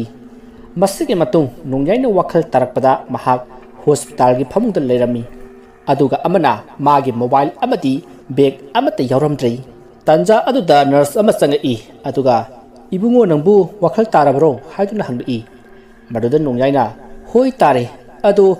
ꯑꯩ ꯁꯤꯗ ꯀꯃꯥꯏꯅ ꯂꯩꯔꯝꯂꯤꯕꯅꯣ ꯍꯥꯏꯅ ꯍꯪꯉꯤ ꯃꯗꯨꯗ ꯅꯔꯁ ꯑꯗꯨꯅ ꯒꯥꯔꯤ ꯑꯦꯛꯁꯤꯗꯦꯟ ꯊꯣꯛꯄꯗꯒꯤ ꯃꯐꯝ ꯑꯁꯤꯗ ꯄꯨꯔꯛꯈꯤꯕꯅꯤ ꯍꯥꯏꯅ ꯈꯨꯝꯃꯛꯏ ꯃꯗꯨꯗ ꯅꯣꯡꯌꯥꯏꯁꯨ ꯋꯥꯈꯜ ꯂꯥꯛꯂꯦ ꯃꯁꯤꯗꯒꯤ ꯅꯣꯡꯌꯥꯏꯅ ꯃꯥꯒꯤ ꯃꯣꯕꯥꯏꯜ ꯐꯣꯟ ꯑꯃꯗꯤ ꯕꯦꯒ ꯑꯃꯗꯤ ꯒꯥꯔꯤ ꯀꯗꯥꯏꯗ ꯆꯠꯈ꯭ꯔꯕꯒꯦ ꯍꯥꯏꯗꯨꯅ ꯍꯪꯂꯛꯏ ꯃꯗꯨꯗ ꯅꯔꯁ ꯑꯗꯨꯅ ꯑꯇꯩꯗꯤ ꯈꯪꯗ꯭ꯔꯦ ꯑꯗꯣ ꯕꯦꯒꯇꯨꯗꯤ ꯁꯤꯗ ꯂꯩꯔꯦ ꯑꯗꯣ ꯁꯦꯜꯗꯤ ꯑꯝꯇ ꯌꯥꯎꯗꯦꯀꯣ ꯋꯥ ꯑꯗꯨ ꯇꯥꯕꯗ ꯅꯣꯡꯌꯥꯏ ꯃꯊꯥ ꯌꯥꯝꯅ ꯁꯥꯔꯝꯃꯤ ꯃꯁꯤꯗꯒꯤ ꯃꯍꯥꯛꯅ ꯅꯔꯁ ꯑꯗꯨꯗ ꯍꯧꯖꯤꯛ ꯄꯨꯡ ꯀꯌꯥ ꯇꯥꯔꯕꯒꯦ ꯍꯥꯏꯗꯨꯅ ꯍꯪꯂꯛꯏ ꯃꯗꯨꯗ ꯅꯔꯁ ꯑꯗꯨꯅ ꯅꯨꯃꯤꯗꯥꯡꯒꯤ ꯄꯨꯡ 9 ꯇꯥꯔꯛꯂꯦ ꯍꯥꯏꯗꯨꯅ ꯈꯨꯝꯂꯛꯏ ꯋꯥꯗꯨ ꯇꯥꯕꯗ ꯅꯣꯡꯌꯥꯏ ꯁ꯭ꯋꯥꯏ ꯂꯥꯎꯏ ꯃꯁꯤꯗꯒꯤ ꯃꯍꯥꯛꯅ ꯑꯩ ꯍꯧꯖꯤꯛꯃꯛ ꯌꯨꯝꯗ ꯍꯟꯕ ꯌꯥꯔꯗ꯭ꯔꯥ ꯍꯥꯏꯅ ꯅꯔꯁ ꯑꯗꯨꯗ ꯍꯪꯉꯤ ꯃꯗꯨꯗ ꯅꯔꯁ ꯑꯗꯨꯅ ꯍꯧꯖꯤꯛ ꯈꯨꯗꯛꯇ ꯗꯤꯁꯆꯥꯔꯖ ꯇꯧꯕꯗꯤ ꯌꯥꯗꯕ ꯃꯥꯜꯂꯦ ꯍꯌꯦꯡ ꯗꯥꯛꯇꯔꯗ ꯍꯥꯏꯒꯦ ꯑꯗꯨꯒ ꯇꯧꯍꯟꯒꯦ ꯀꯦꯖꯨꯋꯦꯂꯤꯇꯤꯗ ꯂꯩꯕ ꯑꯣꯏꯔꯒꯗꯤ ꯌꯥꯏ ꯅꯪꯅ ꯍꯥꯏꯔꯤꯗꯣ ꯑꯗꯨꯕꯨ ꯋꯥꯔꯗꯇ ꯂꯩꯔꯕꯅꯤꯅ ꯅꯪꯒꯤ ꯋꯥꯗꯣ ꯌꯥꯔꯛꯑꯣꯏ ꯍꯥꯏꯔꯛꯈꯤ ꯃꯗꯨꯗ ꯅꯣꯡꯌꯥꯏꯅ ꯑꯩ ꯀꯩꯁꯨ ꯇꯧꯗ꯭ꯔꯦ ꯑꯗꯨꯅ ꯌꯨꯝꯗ ꯍꯟꯅꯅꯕ ꯍꯥꯏꯅꯕꯤꯌꯨ ꯍꯥꯏꯗꯨꯅ ꯌꯥꯝꯅ ꯀꯟꯅ ꯍꯥꯏꯔꯝꯃꯤ ꯑꯗꯨꯕꯨ ꯅꯣꯡꯉꯥꯜꯂꯒ ꯅꯪꯒꯤ ꯗꯥꯛꯇꯔꯗ ꯍꯥꯏꯅꯔꯣ ꯍꯥꯏꯔꯝꯂꯒ ꯅꯔꯁ ꯑꯗꯨ ꯆꯠꯈ꯭ꯔꯦ ꯃꯁꯤꯗꯒꯤ ꯅꯣꯡꯌꯥꯏꯅ ꯀꯅꯥꯗꯁꯨ ꯍꯥꯏꯔꯝꯗꯅ ꯍꯣꯁꯄꯤꯇꯥꯜ ꯑꯗꯨꯗꯒꯤ ꯊꯣꯔꯛꯈꯤ ꯑꯗꯨꯒ ꯃꯥꯒꯤ ꯒꯥꯔꯤ ꯑꯗꯣ ꯀꯣꯏꯊꯤ ꯊꯤꯈꯤ ꯐꯪꯃꯜꯂꯛꯇꯕ ꯑꯗꯨꯗ ꯅꯣꯡꯌꯥꯏꯅ ꯁꯦꯀꯨꯔꯤꯇꯤ ꯑꯃꯗ ꯉꯁꯥꯏ ꯂꯝꯕꯤꯗ ꯑꯦꯛꯁꯤꯗꯦꯟ ꯊꯣꯛꯄꯗꯒꯤ ꯄꯨꯈꯤꯕ ꯕꯥꯏꯛ ꯑꯗꯣ ꯈꯪꯕ꯭ꯔꯥ ꯍꯥꯏꯅ ꯍꯪꯂꯛꯏ ꯃꯗꯨꯗ ꯁꯦꯀꯨꯔꯤꯇꯤ ꯑꯗꯨꯅ ꯑꯩ ꯈꯪꯗꯦ ꯑꯗꯨꯕꯨ ꯒꯥꯔꯤꯗꯨ ꯌꯥꯎꯕ꯭ꯔꯥ ꯌꯦꯡꯉꯨ ꯂꯥꯛꯑꯣ ꯍꯥꯏꯗꯨꯅ ꯒꯥꯔꯤ ꯃꯌꯥꯝ ꯊꯝꯕ ꯃꯐꯝ ꯑꯃꯗ ꯄꯣꯔꯛꯂꯦ ꯃꯗꯨꯗ ꯅꯣꯡꯌꯥꯏꯅ ꯃꯥꯒꯤ ꯒꯥꯔꯤ ꯑꯗꯨ ꯇꯥꯛꯂꯝꯃꯤ ꯃꯁꯤꯗꯒꯤ ꯁꯦꯀꯨꯔꯤꯇꯤ ꯑꯗꯨꯅ ꯒꯥꯔꯤ ꯑꯗꯨꯒꯤ ꯁꯣ ꯑꯗꯣ ꯄꯤꯔꯝꯃꯤ ꯃꯁꯤꯗꯒꯤ ꯅꯣꯡꯌꯥꯏꯅ ꯒꯥꯔꯤꯒꯤ ꯁꯣꯗ ꯅꯞꯁꯤꯜꯂꯤꯕ ꯒꯥꯔꯤꯒꯤ ꯅꯝꯕꯔ ꯏꯔꯤꯕ ꯄ꯭ꯂꯁꯇꯔ ꯑꯗꯨ ꯁꯦꯠꯇꯠꯂꯒ ꯒꯥꯔꯤ ꯑꯗꯣ ꯁ꯭ꯇꯥꯔꯠ ꯇꯧꯗꯨꯅ ꯊꯧꯈ꯭ꯔꯦ ꯃꯍꯥꯛꯅ ꯍꯣꯁꯄꯤꯇꯥꯜꯗꯒꯤ ꯊꯣꯔꯛꯄꯗ ꯅꯨꯃꯤꯗꯥꯡꯒꯤ ꯄꯨꯡ 9 ꯍꯦꯜꯂꯛꯂꯦ ꯃꯁꯤꯗꯒꯤ ꯃꯍꯥꯛꯅ ꯃꯌꯨꯝꯂꯣꯝꯗ ꯂꯥꯛꯂꯒ ꯃꯥꯅ ꯂꯩꯈꯤꯕ ꯗ꯭ꯔꯦꯁꯁꯤꯡ ꯑꯗꯨ ꯄꯨꯗꯨꯅ ꯑꯃꯨꯛ ꯌꯨꯝ ꯑꯗꯨꯗꯒꯤ ꯊꯣꯔꯛꯏ ꯃꯗꯨꯗ ꯃꯃꯥ ꯍꯣꯏꯅ ꯀꯗꯥꯏꯗꯅꯣ ꯉꯁꯥꯏ ꯅꯣꯡꯐꯨꯡ ꯉꯥꯟꯕꯗꯒꯤ ꯊꯣꯛꯈꯤꯕꯗꯨꯅ ꯍꯧꯖꯤꯛ ꯍꯜꯂꯛꯂꯦ ꯑꯗꯨꯒ ꯑꯃꯨꯛ ꯈꯥꯎ ꯑꯃ ꯆꯥꯜꯂꯒ ꯆꯠꯂꯤꯕꯁꯤ ꯀꯗꯥꯏꯗꯅꯣ ꯍꯥꯏꯗꯨꯅ ꯍꯪꯂꯛꯏ ꯃꯗꯨꯗ ꯅꯣꯡꯌꯥꯏꯅ ꯏꯃꯥ ꯃꯤ ꯍꯥꯠꯄ ꯆꯠꯂꯤꯕꯅꯤ ꯍꯥꯏꯔꯝꯂꯒ ꯊꯣꯛꯈꯤ ꯃꯆꯥꯒꯤ ꯑꯁꯤꯒꯨꯝꯂꯕ ꯋꯥꯍꯩ ꯑꯁꯤꯗ ꯃꯃꯥꯗꯣ ꯈꯣꯏꯔꯥꯡꯅꯅ ꯂꯩꯍꯧꯏ ꯃꯁꯤꯗꯒꯤ ꯅꯣꯡꯌꯥꯏꯗꯨ ꯃꯥꯒꯤ ꯒꯥꯔꯤ ꯑꯗꯣ ꯊꯧꯗꯨꯅ ꯃꯃꯥꯟꯅꯕ ꯐꯣꯟ ꯌꯣꯟꯕ ꯑꯃꯒꯤ ꯃꯅꯥꯛꯇ ꯂꯥꯛꯂꯦ ꯑꯁꯨꯝꯅ ꯃꯃꯥꯟꯅꯕ ꯑꯗꯨꯒ ꯍꯥꯏꯅꯔꯕ ꯃꯇꯨꯡ ꯐꯣꯟ ꯑꯃ ꯂꯩꯔꯤ ꯑꯗꯨꯒ ꯅꯣꯡꯌꯥꯏꯅ ꯐꯣꯟ ꯑꯗꯨꯒꯤ ꯒꯨꯒꯜ ꯗ꯭ꯔꯥꯏꯚ ꯑꯗꯨ ꯃꯥꯒꯤ ꯏꯃꯦꯜ ꯄꯥꯁꯋꯥꯔꯗ ꯁꯤꯖꯤꯟꯅꯗꯨꯅ ꯍꯥꯡꯂꯦ ꯃꯇꯝ ꯑꯗꯨꯗ ꯃꯥꯅ ꯉꯁꯥꯏ ꯒꯨꯒꯜ ꯗ꯭ꯔꯥꯏꯚꯇ ꯍꯥꯞꯆꯤꯟꯈꯤꯕ ꯑꯃꯥꯏꯕꯒꯤ ꯃꯟꯇ꯭ꯔ ꯑꯗꯣ ꯌꯥꯎꯔꯝꯈꯤ ꯃꯁꯤꯗꯒꯤ ꯃꯍꯥꯛꯅ ꯃꯟꯇ꯭ꯔ ꯑꯗꯨ ꯇꯥꯅ ꯇꯥꯅ ꯂꯥꯡꯉꯊꯦꯜꯗ ꯂꯥꯛꯂꯦ ꯁꯣꯝꯗ ꯅꯥꯀꯟ ꯑꯃꯗꯅ ꯁꯩꯇꯕꯥꯟꯅ ꯃꯥꯒꯤ ꯃꯤ ꯈꯔꯗ ꯀꯃꯥꯏꯅ ꯇꯧꯔꯦ ꯍꯥꯠꯇꯣꯛꯑꯝꯃꯕ꯭ꯔꯣ ꯕꯣꯁ ꯑꯩꯈꯣꯏꯅ ꯒꯥꯔꯤꯅꯗꯤ ꯌꯥꯝꯅ ꯀꯟꯅ ꯊꯣꯝꯈꯤꯕꯅꯤ ꯑꯗꯨꯕꯨ ꯃꯍꯥꯛ ꯁꯤꯍꯧꯗ꯭ꯔꯦ ꯃꯔꯥꯏꯕꯛ ꯐꯕꯅ ꯃꯌꯥꯝ ꯑꯣꯝꯁꯤꯜꯂꯛꯄꯗꯒꯤ ꯍꯣꯁꯄꯤꯇꯥꯜꯗ ꯄꯨꯈꯤꯕꯅꯤ ꯕꯣꯁ ꯍꯥꯏ ꯃꯀꯣꯛ ꯑꯗꯨꯗ ꯇꯛꯈꯥꯏꯔꯝꯕ ꯌꯥꯗ꯭ꯔꯣ ꯍꯥ ꯕꯣꯁ ꯃꯥꯒꯤ ꯃꯀꯣꯛꯇꯨ ꯍꯦꯜꯃꯦꯠ ꯎꯞꯄꯦ ꯑꯗꯨꯅ ꯃꯍꯥꯛꯀꯤ ꯍꯤꯡꯍꯧꯕꯅꯤ ꯅꯠꯇ꯭ꯔꯕꯗꯤ ꯀꯣꯏꯂꯥꯁꯇ ꯃꯀꯣꯛꯇꯨ ꯌꯩꯕꯗ ꯑꯗꯨꯝ ꯁꯤꯖꯔꯗꯧꯅꯤ ꯌꯥꯔꯦ ꯍꯧꯖꯤꯛꯃꯛ ꯍꯣꯁꯄꯤꯇꯥꯜꯗ ꯆꯠꯂꯒ ꯃꯍꯥꯛꯄꯨ ꯂꯣꯏꯁꯤꯟꯒꯗꯕꯅꯤ ꯈꯪꯂꯕ꯭ꯔꯥ ꯕꯣꯁ ꯑꯩꯈꯣꯏ ꯆꯠꯂꯨꯔꯦ ꯑꯗꯨꯕꯨ ꯃꯍꯥꯛ ꯃꯥꯒꯤ ꯐꯃꯨꯡꯗ ꯂꯩꯍꯧꯗꯦ ꯐꯅ ꯀꯨꯏꯅ ꯉꯥꯏꯔꯕ ꯐꯥꯎꯕ ꯃꯍꯥꯛ ꯂꯥꯛꯍꯧꯗꯦ ꯑꯩꯅ ꯁꯨꯝ ꯈꯟꯕꯗ ꯃꯍꯥꯛ ꯑꯃꯥꯏꯕ ꯆꯤꯇꯟꯖꯤꯠꯅ ꯍꯥꯏꯕꯁꯤꯡꯗꯨꯗ ꯆꯠꯂꯝꯒꯗꯕ ꯃꯥꯜꯂꯦ ꯑꯣ ꯑꯗꯨꯗꯤ ꯅꯈꯣꯏ ꯈꯔ ꯑꯃꯅ ꯑꯃꯥꯏꯕ ꯆꯤꯇꯟꯖꯤꯠꯅ ꯍꯥꯏꯔꯤꯕ ꯆꯤꯡ ꯑꯗꯨꯗ ꯆꯠꯂꯨ ꯑꯗꯨꯒ ꯅꯈꯣꯏ ꯈꯔ ꯑꯃꯅ ꯑꯃꯥꯏꯕ ꯆꯤꯇꯟꯖꯤꯠꯀꯤ ꯌꯨꯝꯒꯤ ꯑꯀꯣꯏꯕꯗ ꯀꯅꯥ ꯀꯅꯥ ꯂꯥꯛꯄꯅꯣ ꯍꯥꯏꯕꯗꯣ ꯌꯦꯡꯉꯨ ꯑꯃꯥꯏꯕ ꯆꯤꯇꯟꯖꯤꯠꯁꯦ ꯋꯥ ꯑꯃ ꯂꯣꯠꯄ ꯃꯥꯜꯂꯤ ꯃꯥꯅ ꯍꯥꯏꯔꯤꯕ ꯆꯤꯡ ꯑꯗꯨꯗ ꯃꯥꯅ ꯆꯠꯂꯒ ꯊꯋꯥꯏ ꯑꯃ ꯐꯨꯝꯂꯨꯕ ꯍꯥꯏꯕꯁꯦ ꯑꯣꯏꯊꯣꯛꯇꯕꯅꯤ ꯃꯥꯅ ꯊꯋꯥꯏ ꯑꯗꯣ ꯐꯨꯝꯖꯤꯟꯕ ꯅꯨꯃꯤꯠꯇ ꯃꯥꯒꯤ ꯑꯗꯨꯋꯥꯏ ꯖꯒꯥꯗ ꯐꯨꯝꯂꯒ ꯃꯥꯅ ꯁꯦꯟꯅꯒꯅꯤ ꯍꯥꯏꯈꯤꯕꯅꯤ ꯑꯗꯨꯅ ꯅꯈꯣꯏ ꯃꯥꯒꯤ ꯌꯨꯝꯒꯤ ꯑꯀꯣꯏꯕꯗ ꯈꯔ ꯂꯩꯌꯨ ꯑꯗꯨꯒ ꯃꯥꯒꯤ ꯐꯣꯟꯗꯨꯒꯤ ꯄꯥꯁꯋꯥꯔꯗ ꯑꯗꯨ ꯈꯪꯂꯕ꯭ꯔꯥ ꯈꯪꯗ꯭ꯔꯤ ꯕꯣꯁ ꯌꯥꯝ ꯀꯟꯅ ꯍꯣꯠꯅꯔꯤ ꯑꯁ ꯅꯣꯏꯁꯤ ꯄꯪꯉꯤꯗꯀꯣ ꯃꯥꯒꯤ ꯃꯈꯨꯠꯇꯨꯅ ꯀꯣꯛ ꯐꯤꯡꯒꯔ ꯄ꯭ꯔꯤꯟꯗꯨ ꯍꯥꯡꯕ ꯌꯥꯗ꯭ꯔꯣ ꯍꯥꯏꯕꯅꯤꯗ ꯕꯣꯁ ꯍꯥꯡꯕꯗꯤ ꯍꯥꯡꯕꯅꯤ ꯑꯗꯨꯗ ꯃꯨꯠꯈꯤꯕꯅ ꯍꯥꯟꯕꯗꯒꯤ ꯑꯃꯨꯛ ꯂꯣꯛ ꯇꯥꯈꯤꯕꯅꯤ